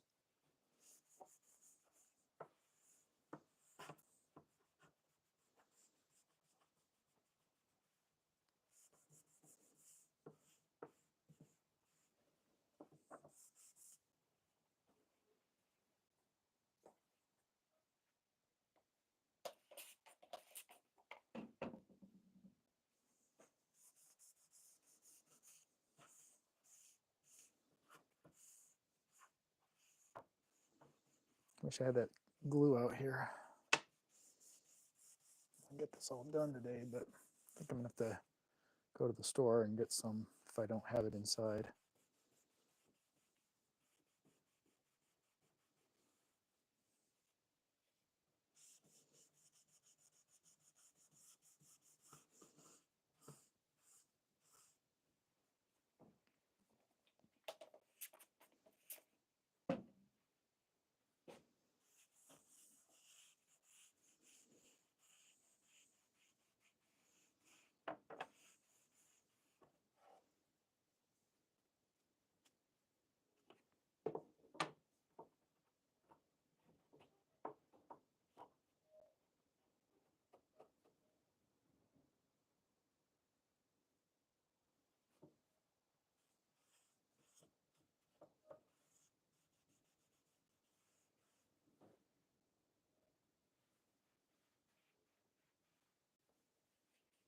All right.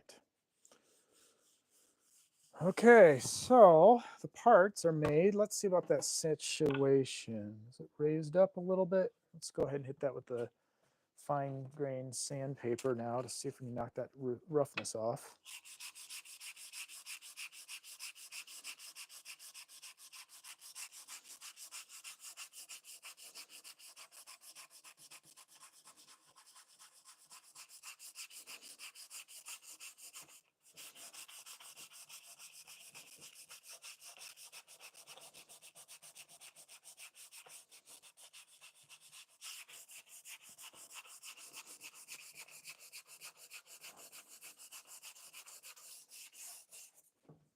It's coming off.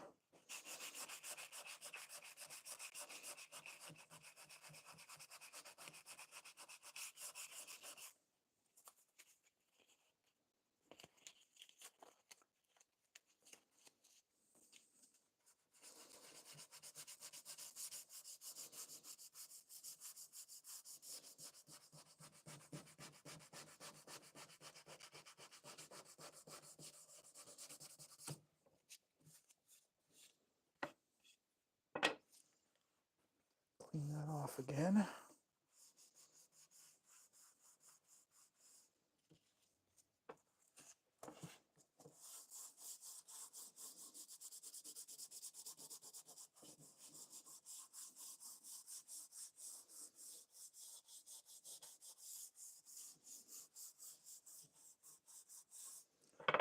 All right, so it's not bad.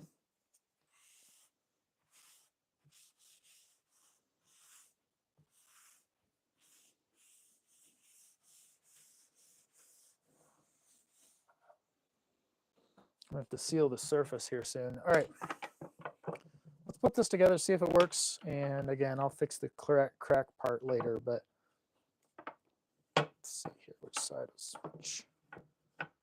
Which side was which? I think it went like this. Yep. So we're gonna take this thing. So there's no square hole on this side, but this one's got a square on it. So we're gonna take it and we're going to wiggle it through, punch it all the way through. See if it lines up. Should still line up. All the way through. Come on. Okay. Now, because I don't have a chisel that will match that square size, I'm just going to hammer it in by basically just punching on that. So let's grab a hammer here.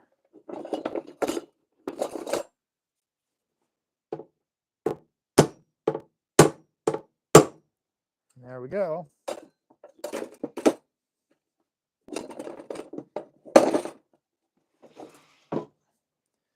Punch that right into the wood there at the top to create a square to kind of screw against, to run the screwing action against. It's not too bad. All right, there we go. This section at the bottom.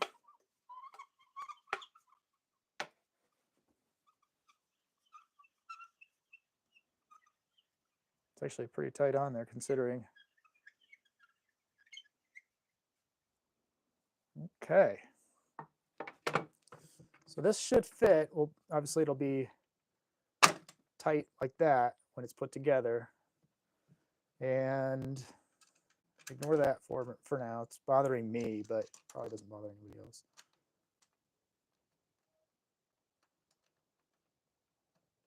I just don't want her getting slivers. All right. Get that one put up and see how it works.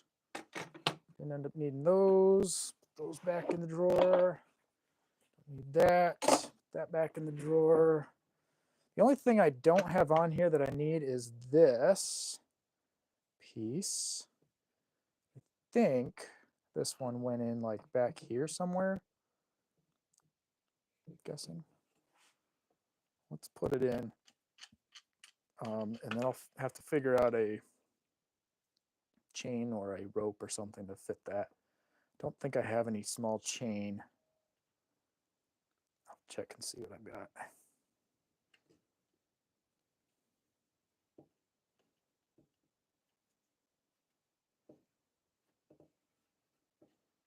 And I'll just stain around this. When it comes time to seal it, I'll probably just use oil actually. This seems like it's right color once it's soaked up. So, okay, let's lift up the camera here and see it in position. See if this thing works, and I'll see if I can fix those feet. All right.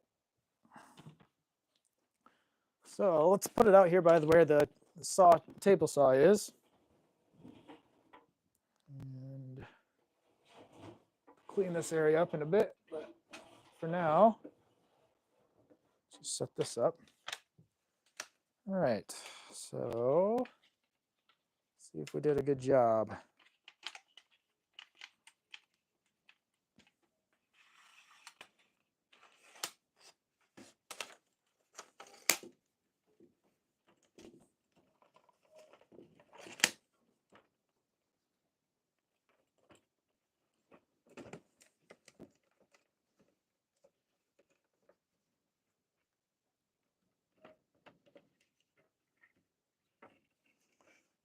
Okay.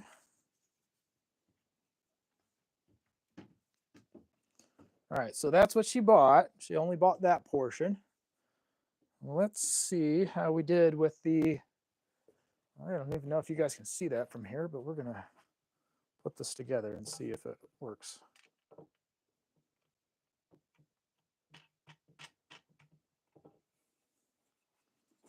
Let's see if this works.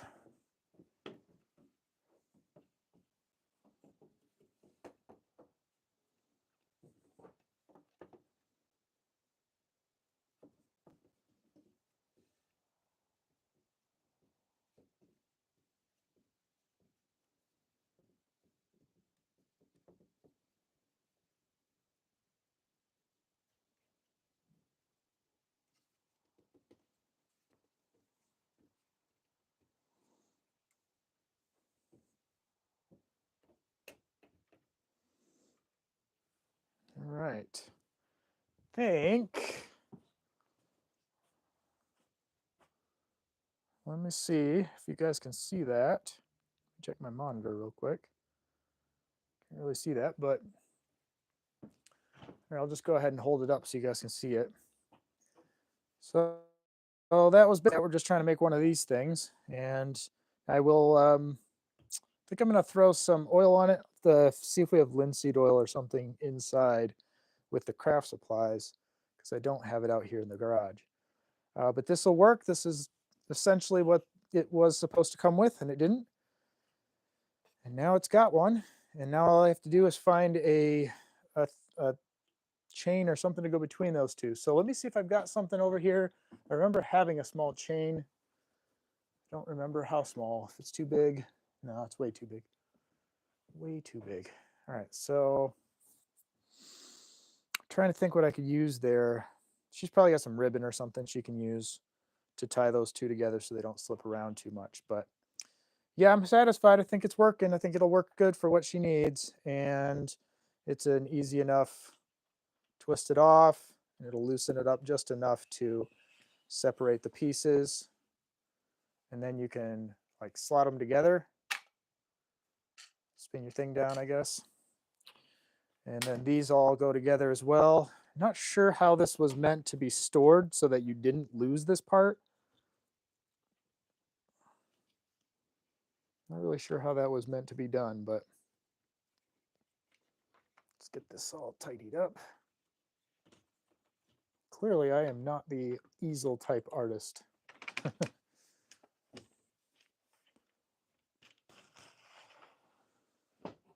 All right, nice. Let's bring it back over to the table. Put it back on camera. Like that. And there we have it. So, well, let's take a look at those feet. So that piece, we'll get more work on it later, but for the purpose of what it's supposed to do, it's done.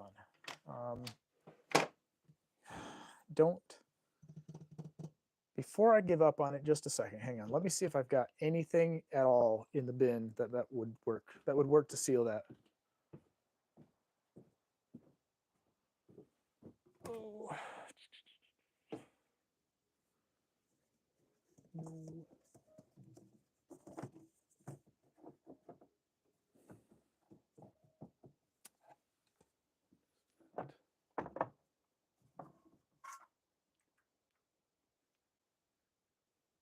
Yeah, all I've got is like Bombay satin, deep colors in the stains. I don't have anything like that right now. Okay. Yeah, I'll have to just get some oil put on there inside. Okay, so the feet. Now, I do want her to be able to use this in the living room, but these feet are not great. I don't like them. I understand looking at them that the hole looks like it was intentionally drilled all the way through, and I'm sure that was the case so that it wouldn't like slip on a mountain or something, but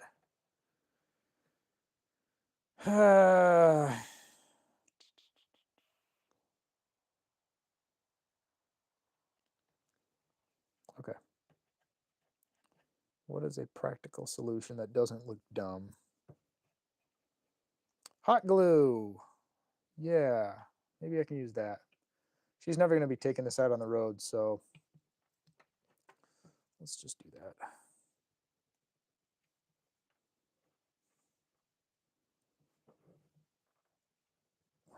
Might want to bend them too. I think they look like they're kind of off kilter at weird angles.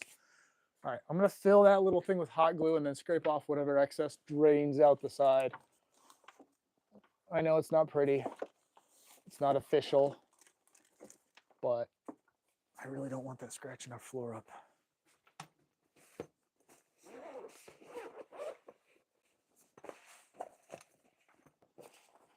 So, let's see if I've got a little spot I can put the glue gun to heat up.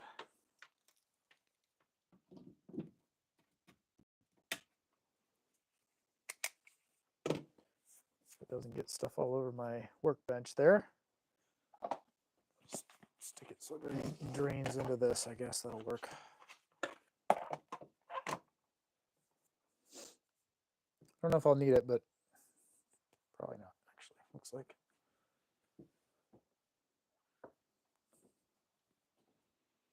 Okie dokie. Don't know how long this is taking, but I have not brought a soda out with me. And I'm getting parched.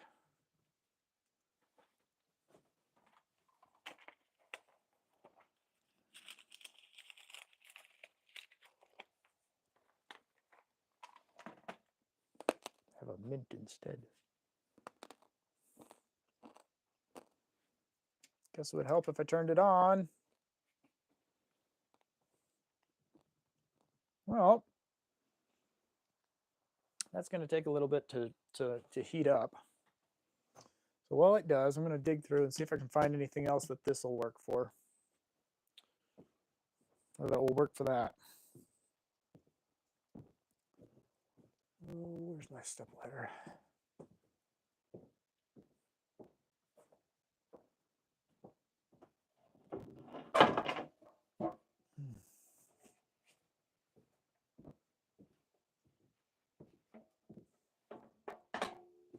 I wonder if any seed oil, linseed oil, I wonder if sesame seed oil would work. I think we have some of that inside. Look that up. Let's see what we can find.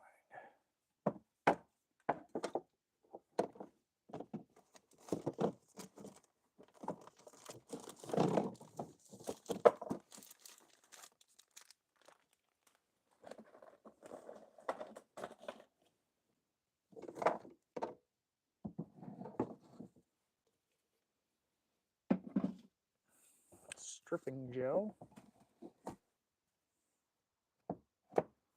Primer. Oh, what's that? What's that? Wood conditioner. Let me see what that is. Hang on. That'll do the trick for now. It's pretty heavy.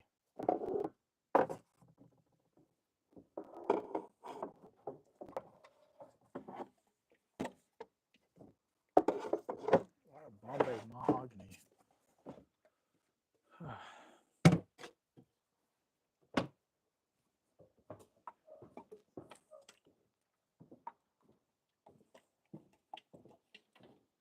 All right. Well, the hot glue is glowing up. I do have wood conditioner up there. Controls grain raising, prevents blotchiness. I don't know what the material is made out of.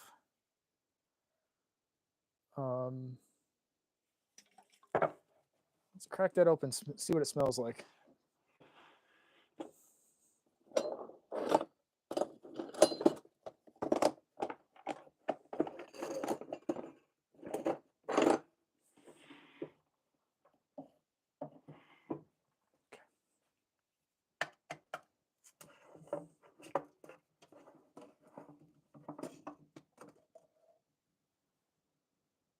It smells like polyurethane.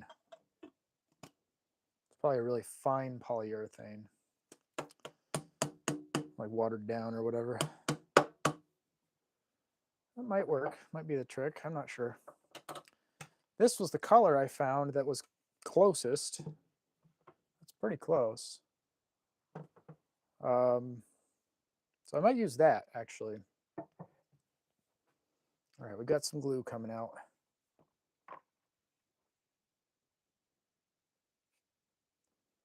I'm gonna put it in the back, I think, here. The point is to keep these from slopping around. You know I'm gonna burn myself, I always do.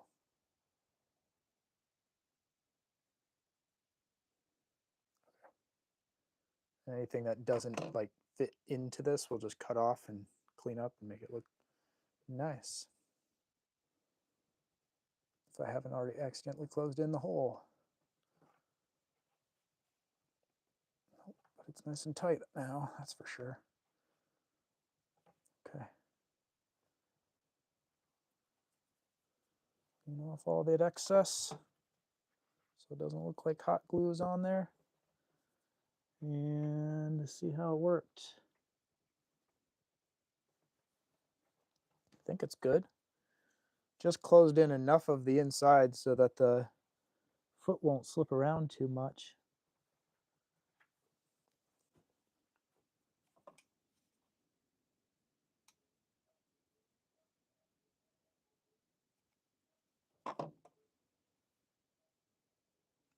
It's in there.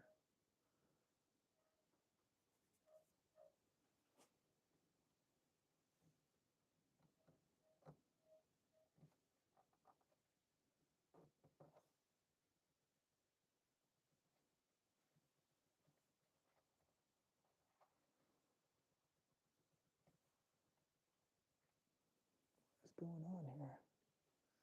The building is shaking a little bit right now in the wind. It's an old building.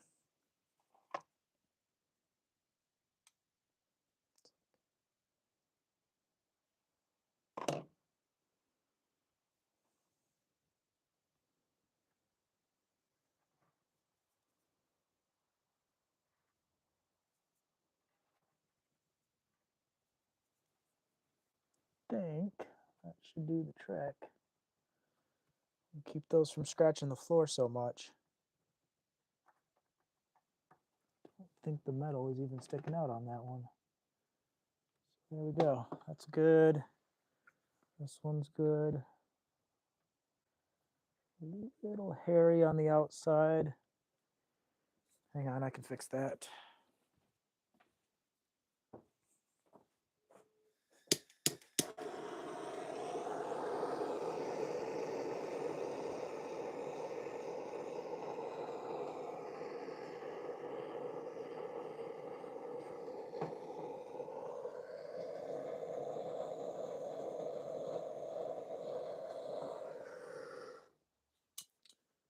Yeah, that'll work. That smooths it over a little bit. Especially that one turned out really well. Okay. Simple, easy peasy. More glue came out on the plastic than I actually used.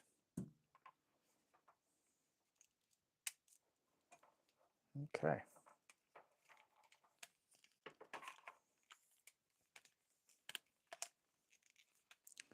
We'll set this to the side so it can cool off for a second. Now let's see. What should I do here?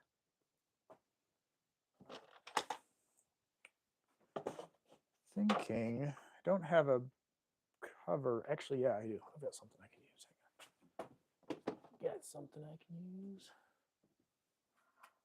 I'll go cut off a piece of cardboard. Hang on.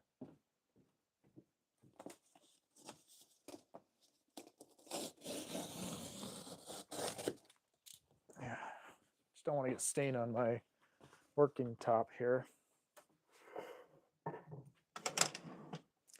I don't have a broom. I don't have a sponge or anything for the stain because it's not something I was planning on. Just sort of thought it on a whim would be kind of fun to stream this. So let me grab a pair of gloves.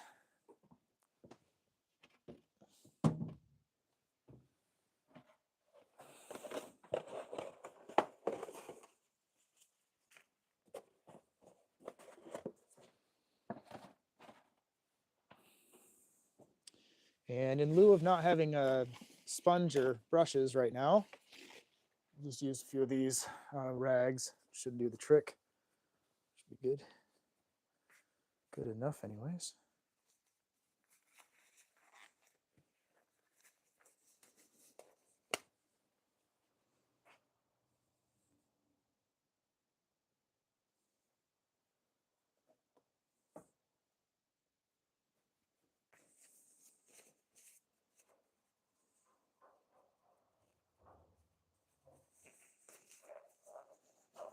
All right. Let's see what the directions are. La la la la la. Sandwood, blah, blah, blah, do that, did that. Stir contents, don't use when temperature's below 55 degrees. Well, in here right now, it's not. Outside, it is 4 degrees. Apply with a synthetic bristle brush, foam brush, stain pad, or rag. Rag it is. Allow to penetrate for 1 to 5 minutes. Remove the excess off. Don't let it to just cake up and dry on. 15 to 30 minutes. Let it sit for 15 to 30 minutes. Lightly sand the surface. And then you can stain it. So 15 minutes is the low end. All right. This one is an all night, I think.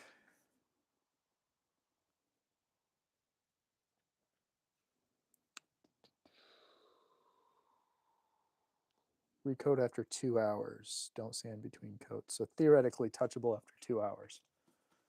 Okay, so 15 minutes and 2 hours, and then, you know, technically an overnight cure is probably for all of it, but it's not a poly. It's just clean up. I think raising the grain and cleaning it up a little bit, I think was how that phrase is, right?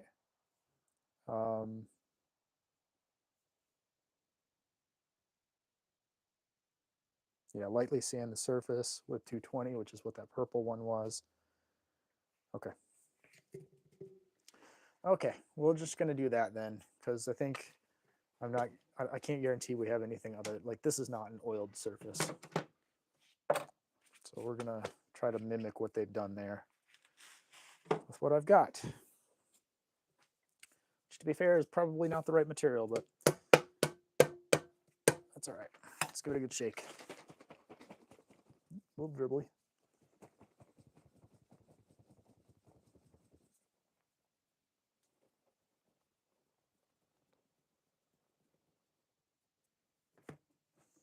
All right, let's see what we got here.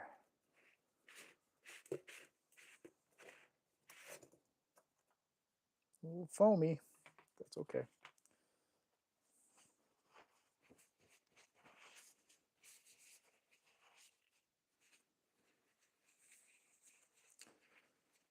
Not sure how many of you guys are on here. Looks like we've got a couple people watching. If you have any questions, let me know, especially if we're waiting for this conditioner. I will try to maybe do a tour of the barn or something in the meantime. Here we go.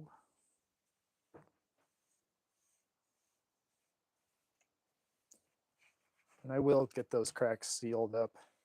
I know this is counterintuitive to do it this way, but it's just, don't want to have to make a trip to the store in the middle of the stream. All right. Let's get out of the way. I need to take these apart. What am I doing?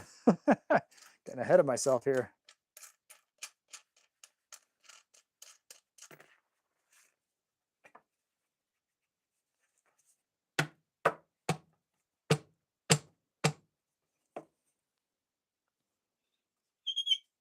Ooh, that's a noise. Wow. Hang on. There. That'll be fine. That'll be fine. We can do that. Okay.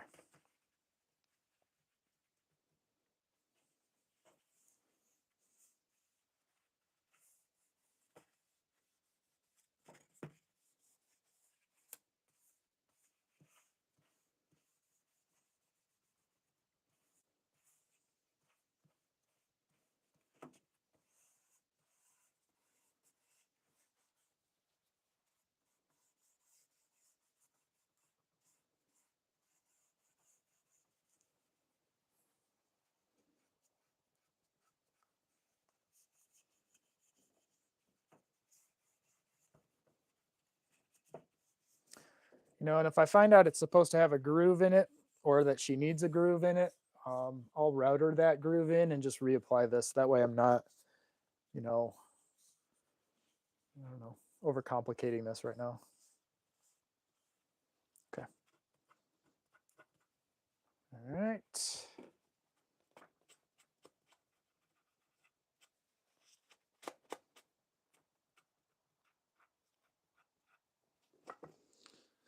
That's all it was. It wasn't that much. I got to do the other thing. Set that one aside.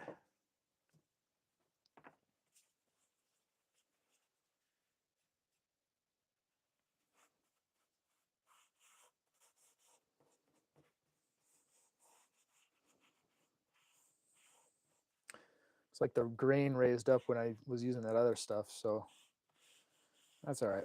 This will seal that in, and I'll sand off the extra roughness.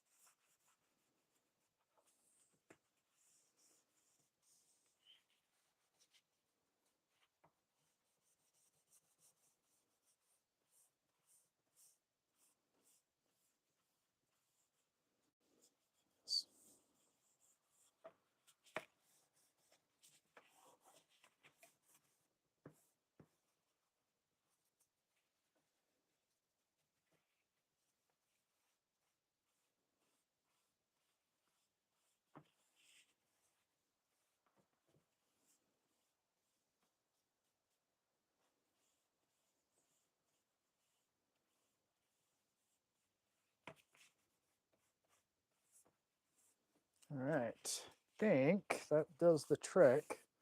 We're supposed to wipe off the excess and let it dry for 15 minutes and then come back and do some light sanding to take off any of the hard little nubs that come up from the raised grain. me get the excess cleaned off of that and off of this one.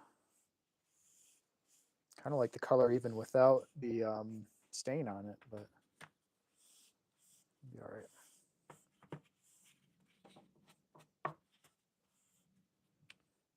Cool beans.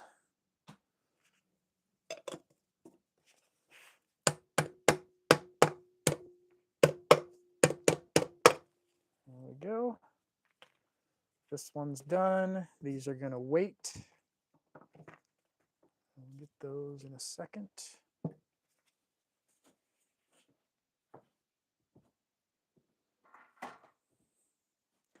We'll get a little behind the scenes tour going here in just a sec while we wait for that to dry.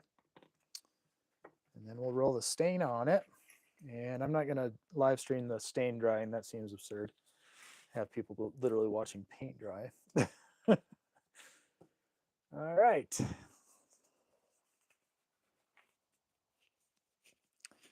Well, I appreciate the those who have joined for different times during this. I know it's a simple one, but you know, got to start somewhere. Okay, let's see if this works. If I can do this. Oh my goodness. All right, we're gonna go like this. Now you're not looking at me. This is just the barn. Kind of get a chance to see what's going on, but from my perspective, and kind of going over, this is one of those projects that I did in an earlier video with that multi-tool holder thing. And I got the working. I don't know if I made a video about them or not, but they're old drawers that I turned into shelves. Got a couple more of those drawers. I kind of like having them open face so I can see where everything is, but it gets a little dusty. And then over here in this corner, if the light will kick on there, where I've been digging through to find all my bits and bobs. I've got a little camp stove sitting in here, and that's warming us up right now, but clearly needs to be, I need to feed the fire there. Some cleanup to do. This is from today. And our pile of wood is diminishing, which is fantastic. I'll get that all cleared out here before spring. I have a couple videos that I did last week, but I haven't edited yet, that have to do with this overhead storage thing. But other than that, the barn it's coming along. This was a place that didn't have you know, any storage or anything like that, and everything was all over the floor for the last 2-3 years, and it's coming along. I got a lot of stuff done, but I've also got a lot of stuff yet to do. And I've got an entire corner over here of stuff that needs to be cleaned out, cleared out, some of which needs to be installed, and then heading up into the loft at some point too in the future. In the middle of the barn here is a super crazy story. I used to work at Lowe's a long time ago, and during the pandemic actually, and this pile in the middle here is all glass shower doors. I did not purchase them for full price. They were on a cart of returns, and by returns they mean somebody ordered them online. They weren't something that actually they had them like not positioned, like they weren't on the shelves or on the racks in the store. And there was a corporate walkthrough the next day, and the lady who worked back in the back receiving bay was like, "We need all of this out of here, throw it in the trash." And I'm like, "Throw it in the trash? You kidding me? That's crazy." And I go, "Can I have them?" She goes, "Well, we can't just give them to employees." I go, "Can I buy them? Like, what would the cost be if I needed to buy them, since you were going to throw them away anyways?" And she goes, "What are you willing to pay for them?" And I go, you know, whenever somebody says, "What are you willing to pay for it?" and they just told you they were going to throw it away, don't give a number. Like, let them be the one that gives you the number and then counter it. She goes, "Well, how about 40 bucks?" I was like, "That's fine. That's great." Now, the thing is, my wife wants to do a glass shower door in our future shower renovations, but I don't know which of these she'll end up wanting. So I've sort of stored them in the barn here in perpetuity for like 3 years. And I need to get these out of here. So I don't know where to put them yet, but that's what they are. Lots of stuff here in the middle that needs to be cleared out yet. Now, I'm going to give it another 4 or 5 minutes, maybe 8 minutes while it dries, but on the floor here, these are the parts that I'll be using to make the next workbench. And I have a few more parts that I'll need to cut out of this pile. And that'll be a video that I put together probably for next Monday, where the video that I put together for this workbench build was kind of just the overview of my feelings on the project more than really anything about the project itself. When I do this one, I'll be giving out numbers and measurements and process, and a little bit more on that stuff kind of coming soon. So that's where we are with those parts. I get understanding of what I'm doing here in the barn. I'm going to go ahead and put us back up here into the mount like I had it before. Let's see if this makes sense from you guys' perspective. Hang on. All right, moving like this. I know that was disorienting. I apologize. We're going to go like this. Hopefully that works and get you guys plugged back in again.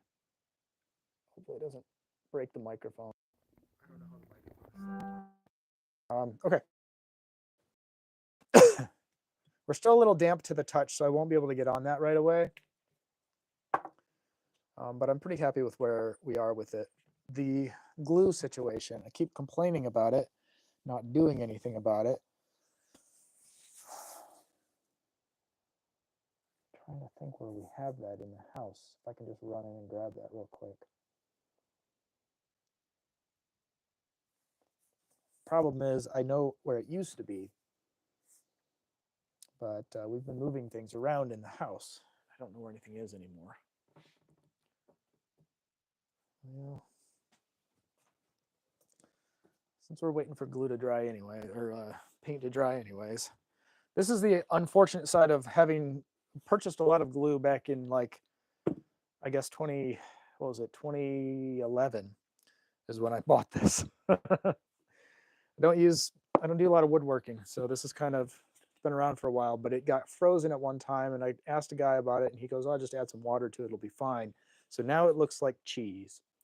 So my glue is not very good glue, but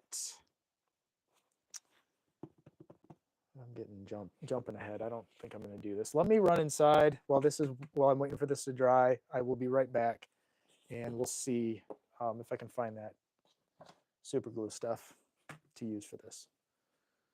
Where did I put anything here?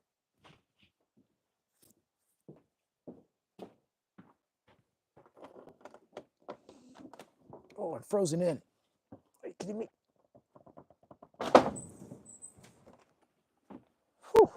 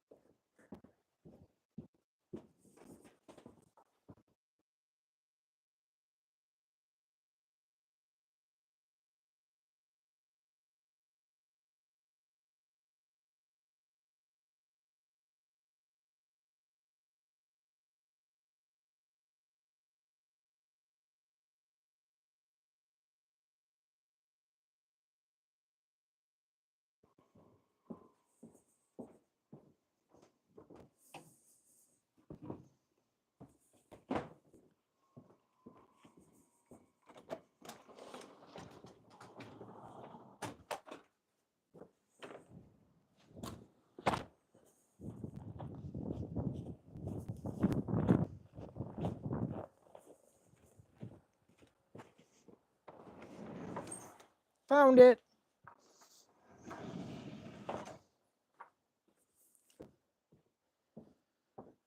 All right. Well, I actually found it, so that was surprising. Looks like we've got super glue from Gorilla on a brush, which is nice. I don't know if this bottle is open or not. We're gonna find out. If it is, then we'll use it. If it's not, then I also found this Super Weld stuff by JB Weld, which is super glue with like an LED light on it. I'm not really sure, but this one's open. Okay. You guys haven't watched it yet, watch the Veritasium video about super glue. It's very neat, very informative. Okay. Don't get it on your fingers. Also, baking soda. I promise this makes sense. I'm just going to use a little bit of it though. Okay, so let's do this one first since it's not very bad. Just this little bit of cracking going on right here. Just right in here. Okay, let's see, what do I have? It's going to look bad on camera to do, but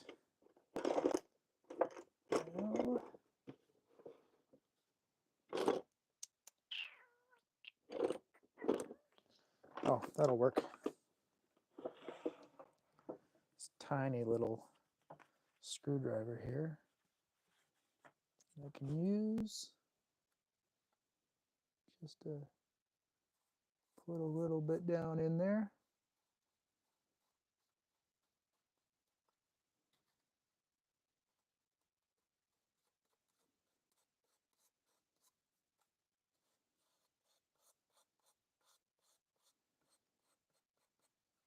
And we'll get a little bit down on the end here where the crack is already a little bit bigger.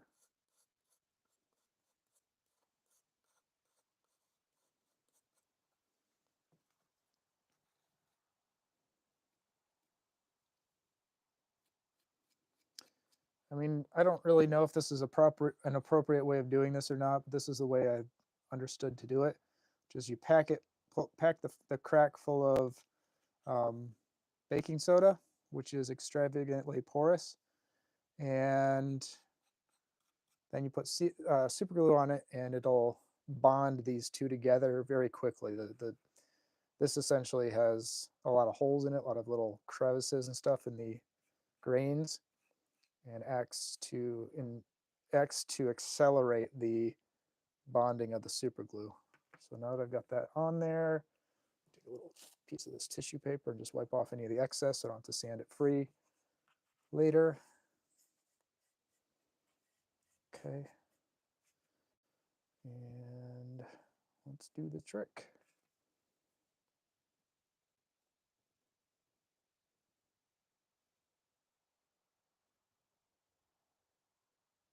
Maybe.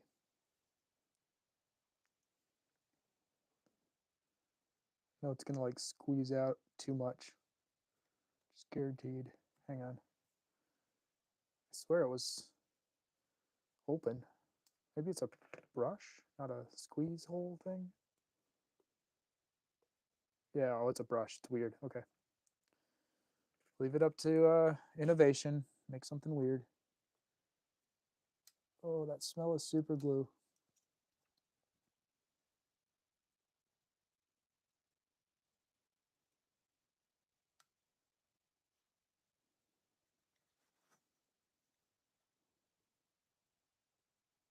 It's already bonded on the other side.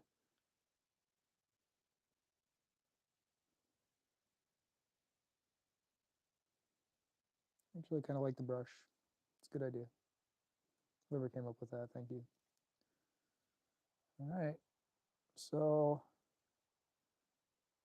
on that, I'd put a clamp on it, but my clamp would get bonded to it, so I don't really want to clamp it. But don't want that much glue on there either. Let's squeeze it down. Hold it for 10 seconds roughly, I think. Let's see how long it takes. Gosh, I'm so wary of super glue. I used to get it on my fingers as a kid. It's supposed to go. The stuff from what is this Gorilla Glue brand? Always a little bit different than everybody else's glues, and I don't know if that's a good thing or a bad thing. It's definitely not an original formula here. Coming in hot yet? It gets hot when it's sealing. It's making a mess though.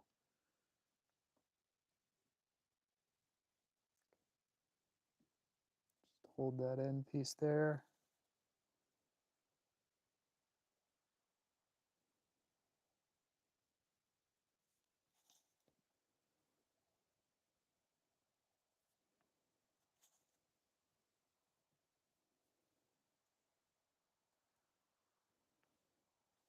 You glued this to that.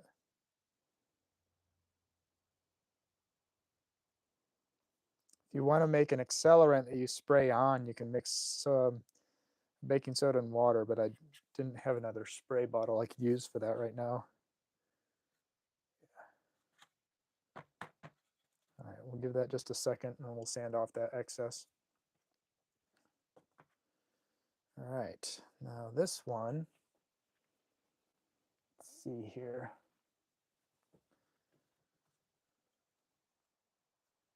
So it's got two seams. They're not really splitting too much. So I might just be able to put a little bit in there and then press it down rather than lifting it up. But this one down on the end is starting to lift up anyways. So we'll do that one separately. And this one's okay. So just this one that kind of runs the length of it. And then these two should probably be okay just to go from here to there.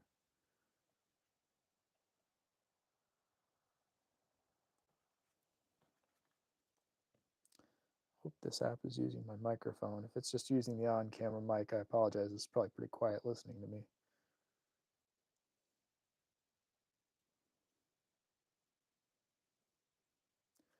If this was original formula, this would have dried right away, but it's a little goopier.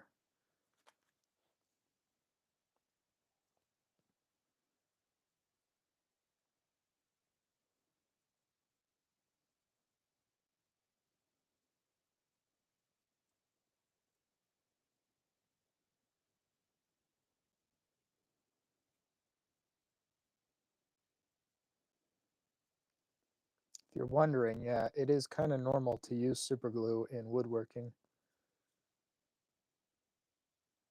They'll call it CA glue or whatever, but it's just super glue. It's all the same stuff.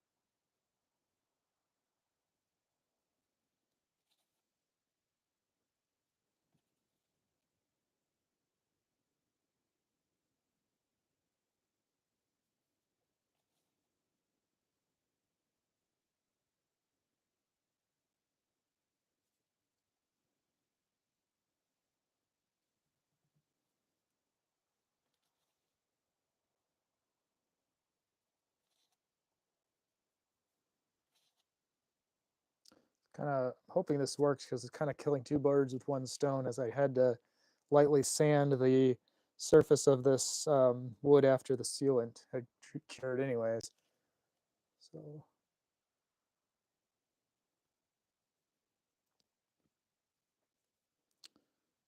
clear. That one didn't seal up quite as much.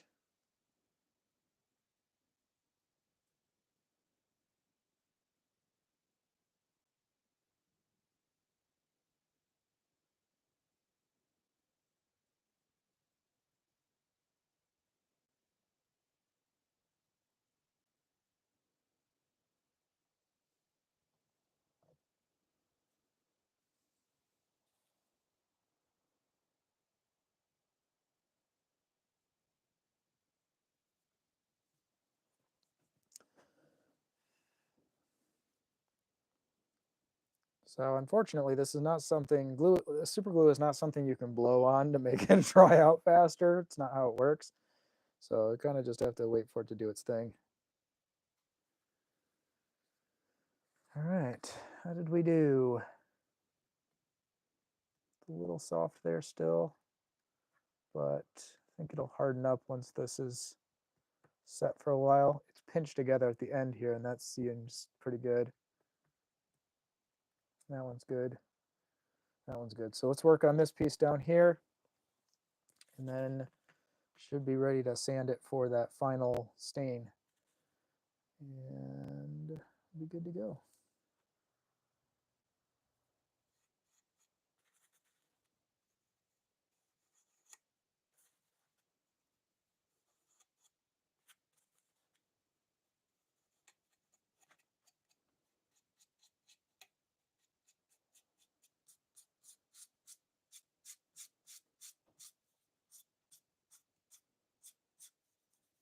Okay, let's give it a go. See how she do.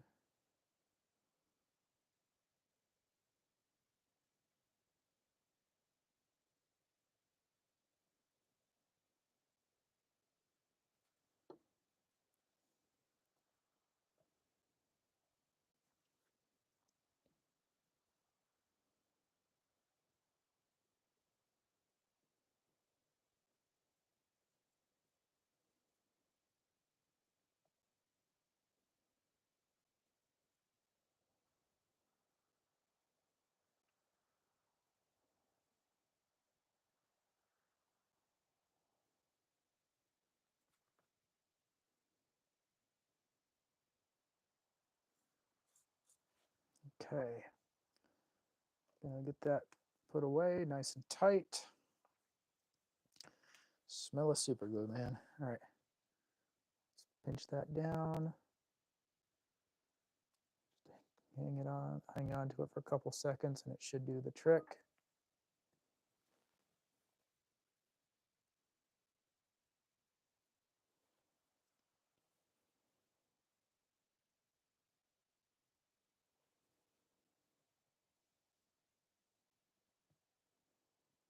Almost there. Don't want to glue my tool to it. All right, I think we're there. It's going to take a little bit of extra sanding because there was some extra. This stuff is a little bit different than the original formula super glue, but that's all right.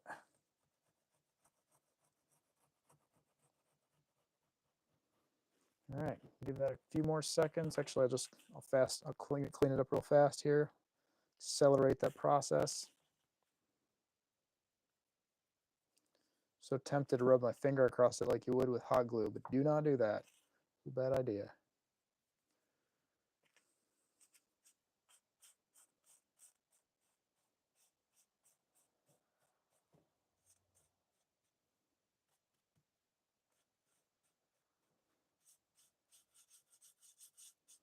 Okay, good with that. Give it just a few more seconds and then I'll be able to sand it. While that's drying or curing, we're going to get on this one.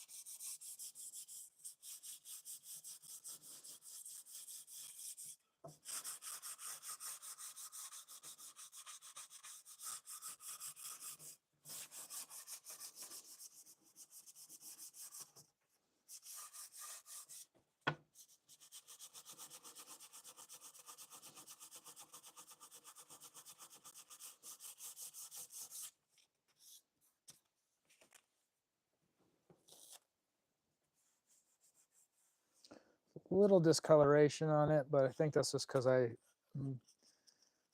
put too much on it, to be fair. Let's see if we can get that sanded smoother.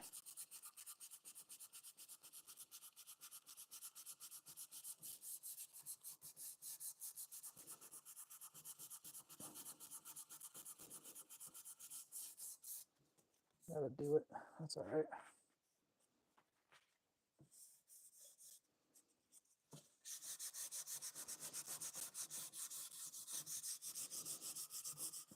That should hold nicely. All right. It's about ready to be stained. I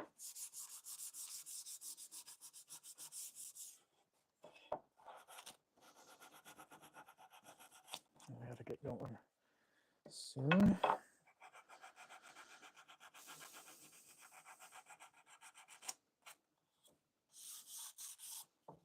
All right. For the purposes of today, I know there's a little bit of rough sawn looking stuff there, but for the purposes of what it's for, that I think is good and ready to rock. This one, let's see how we're doing. Nice and hard. All right, cool.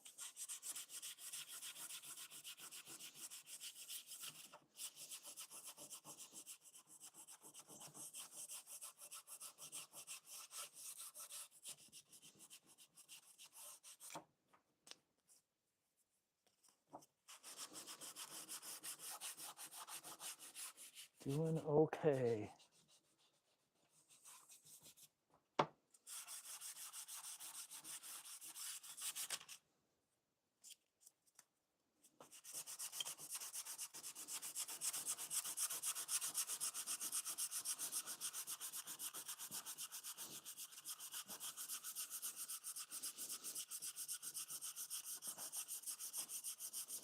Nice and solid there. That's awesome. Need a better piece of sandpaper here soon.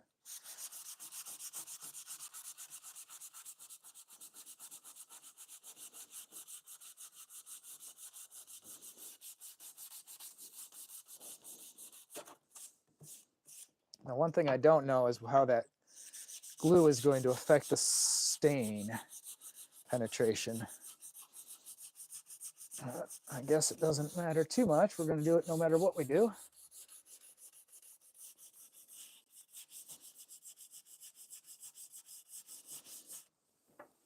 I'm going to give it a go.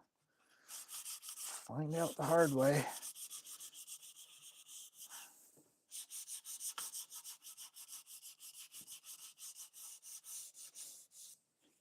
Okay. It's funny how warm it is in that one area where the glue is cured.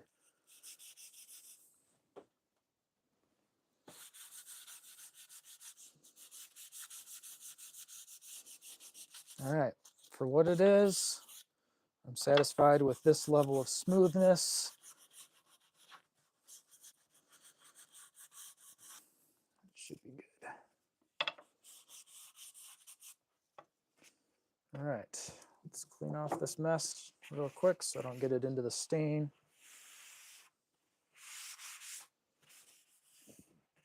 All right.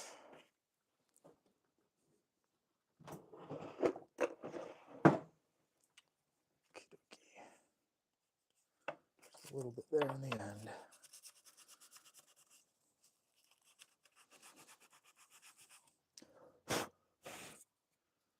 Okay, so now with those two pieces, let's see how this does.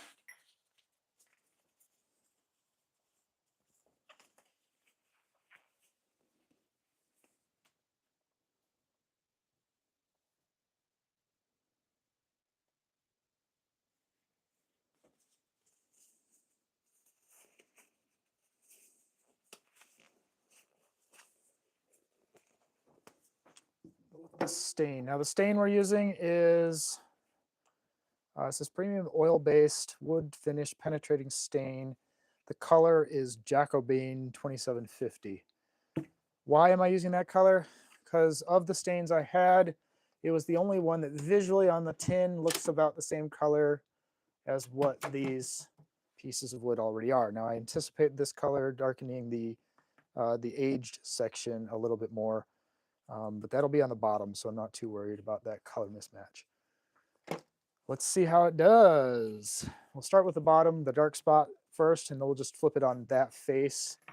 I don't have drying cookies, the little things that you put down to make it so they don't sit on things. So what I'm going to use instead is like some nails or something. Something like that. Let's use, oh, what do I have in here that would work?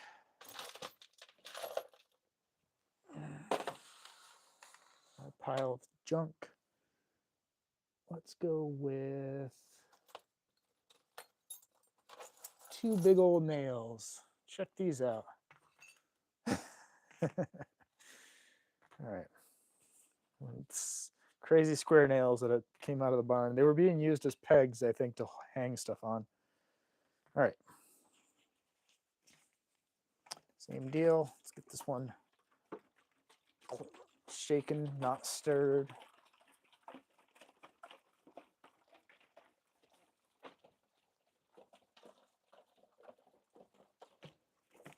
All right.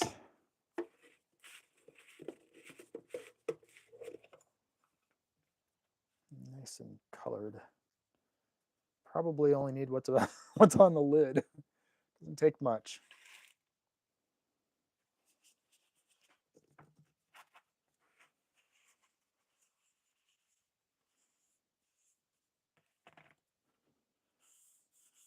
That's a nice color. It's going on nice and smooth.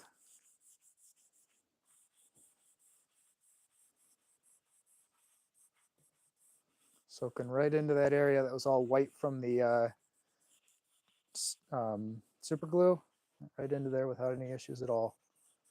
Must have been just white from the baking soda, and that'll absorb pretty much anything. It's a nice color. I like that color a lot. That's on the aged side, so it might be a little bit different color on some of the other sides, but that looks nice, I'm gonna say.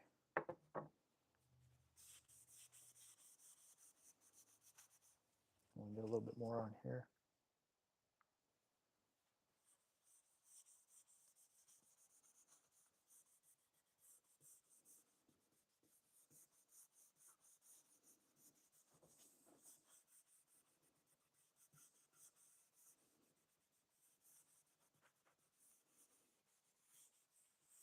It's not exactly the same color as the other wood, but it's pretty close.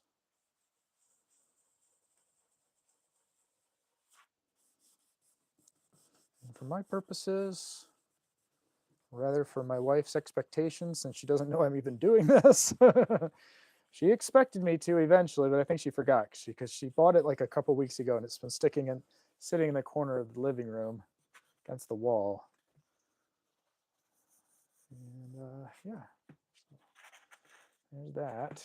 When I get to the flipping it all the way over part, I'll stick it on those nails to dry it so it doesn't make a mark on the back here. But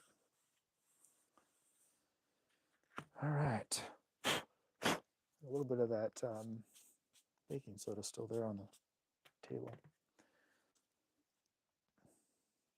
All right, here we go. Oh, it's a little bit dark, but that's okay.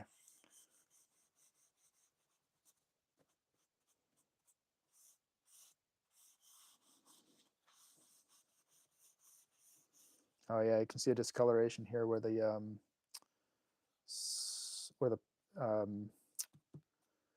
super glue went in, and I didn't sand deep enough to get past it, but I think it just penetrated all of the pores there, and it's not allowing the stain to penetrate now. I should have done the stain first. It's okay. If this was for a client, I would probably just call them and be like, give me another little bit. That's why I don't do woodworking for people. It's only for my wife and I. Not a woodworker, just a dude.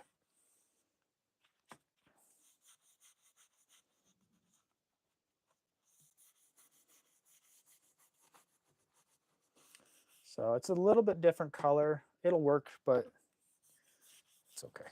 It's okay.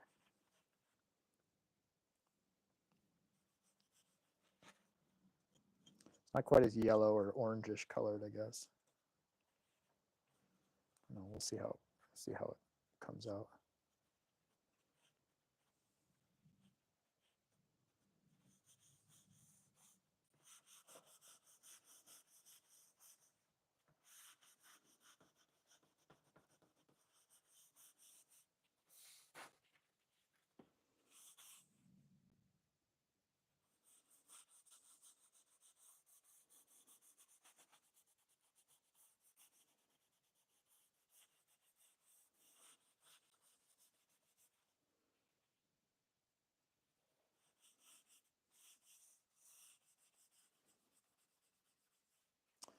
This is the color that I stained our countertop in our laundry room.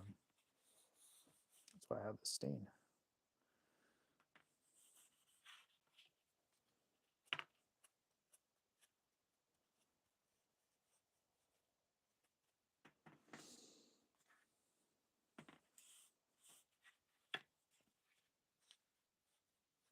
End grain is pretty dark. But, all right.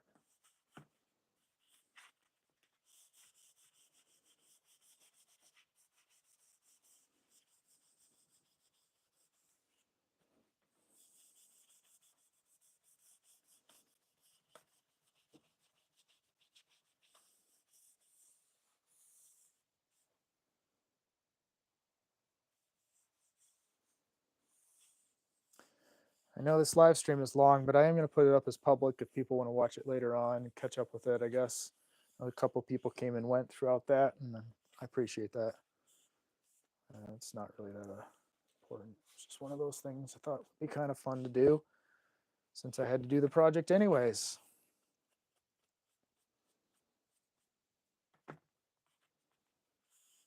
Okay.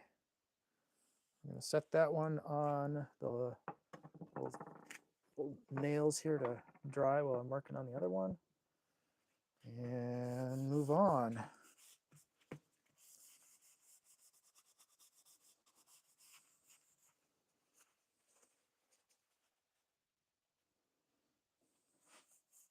Only downside to using shop cloth paper towels for this, as opposed to like a sponge or something, is they occasionally start deteriorating, falling apart essentially midway through the project.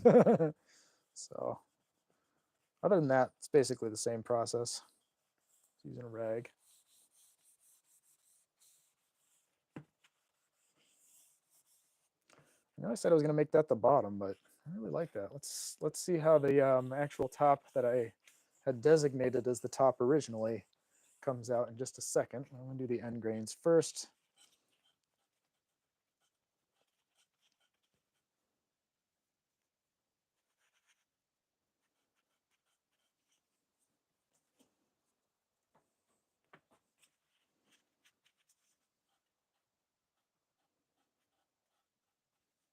Okay, here we go.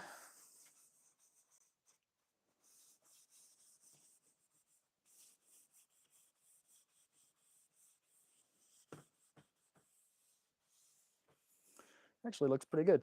I like that. Just got a good solid grain.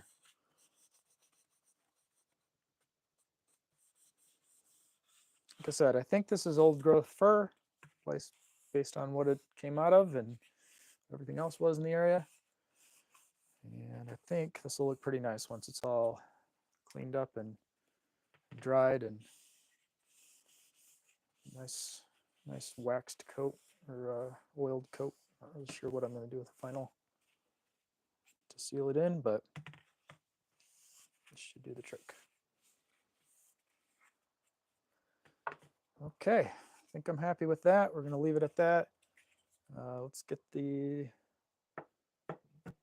parts put away here, and I know we're supposed to leave that for like a couple hours before you put a second coat on, but I'm going to keep the gloves on. I'm going to put it together, and I'm going to set this up in the living room. If my wife comes back and finds that she doesn't like the color combination, I'll see if I can do something else. Sanding it off will probably be a little bit of a pain now, but I think she'll be fine with it. She's not super specific when it comes to stuff like this,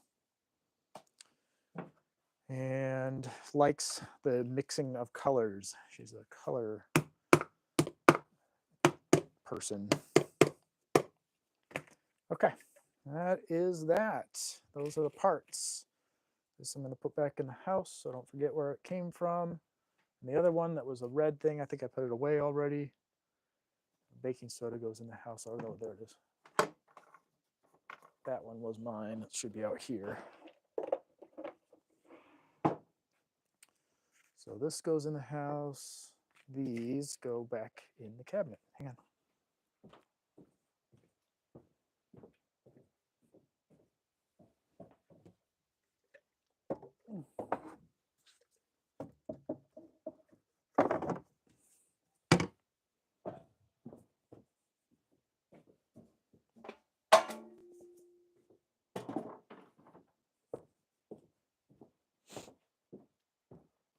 Okay, well, that actually came out pretty well. Like I said, I don't have a chain for it, but I think we can probably use like a black ribbon or something like that, or maybe a red one. I'm not sure what she's got.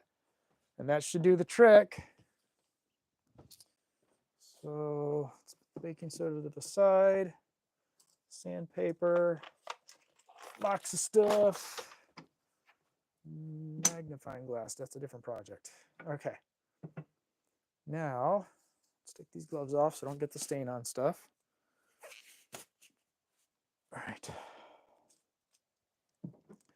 Now, the question is, that goes together like that. In the future, I'm going to try to see if she wants me to make her like a bin, but I think we should just make a bag for it, like sew a canvas bag. I don't know how to sew yet, but it sounds easy enough. And a canvas bag with an over-the-shoulder strap would do quite well for this. Those feet turned out okay, even though they were just hot glue.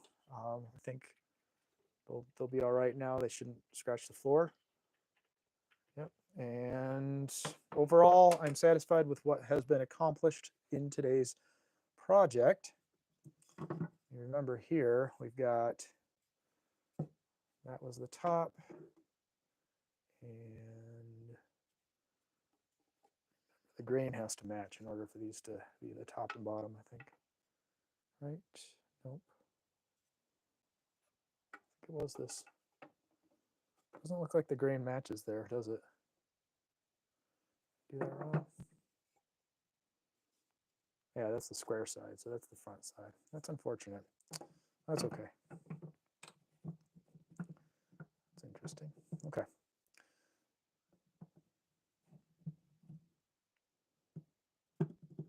It's too bad, actually, that the super glued side was the front. I'm going to flip that around.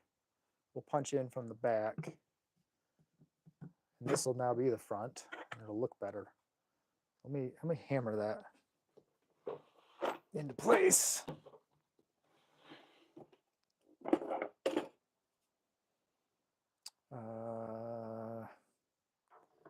Hope this doesn't cause my work surface to get stain on it. Probably will.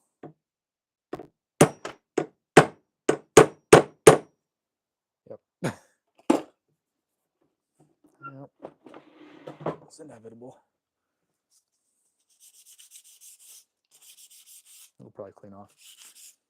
So anyways, okay. So these pieces go together like this. There we go. And screw and wing nut and washer. And the wing nut and washer shouldn't need to come off fully at any time. So that's the pieces. Okay, I know I should have let that dry fuller, but it's warmer in the house, so it'll dry faster in the house. So I think that's going to be the end of today's live stream. I appreciate those who followed along. Let me bring the camera down here, point it at my face, and we'll have a quick chat, and then I'll get going. All right, camera down.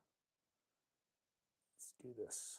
There's the wall, and there's me. I'm upside down. That's weird. Let's see here. It doesn't know which side is up. Flipping it around. There we go. Oh, now it's upside down again. I don't know how to do these things. There we go. That's better. Sorry about that, guys. All right, so I'm going to go ahead and wrap up today's live stream. That was kind of a long one. I know that watching people do projects is kind of weird, but I used to do stuff like that on Twitch, and it's, you know, it's a good way to pass the time when you have to do the project anyways.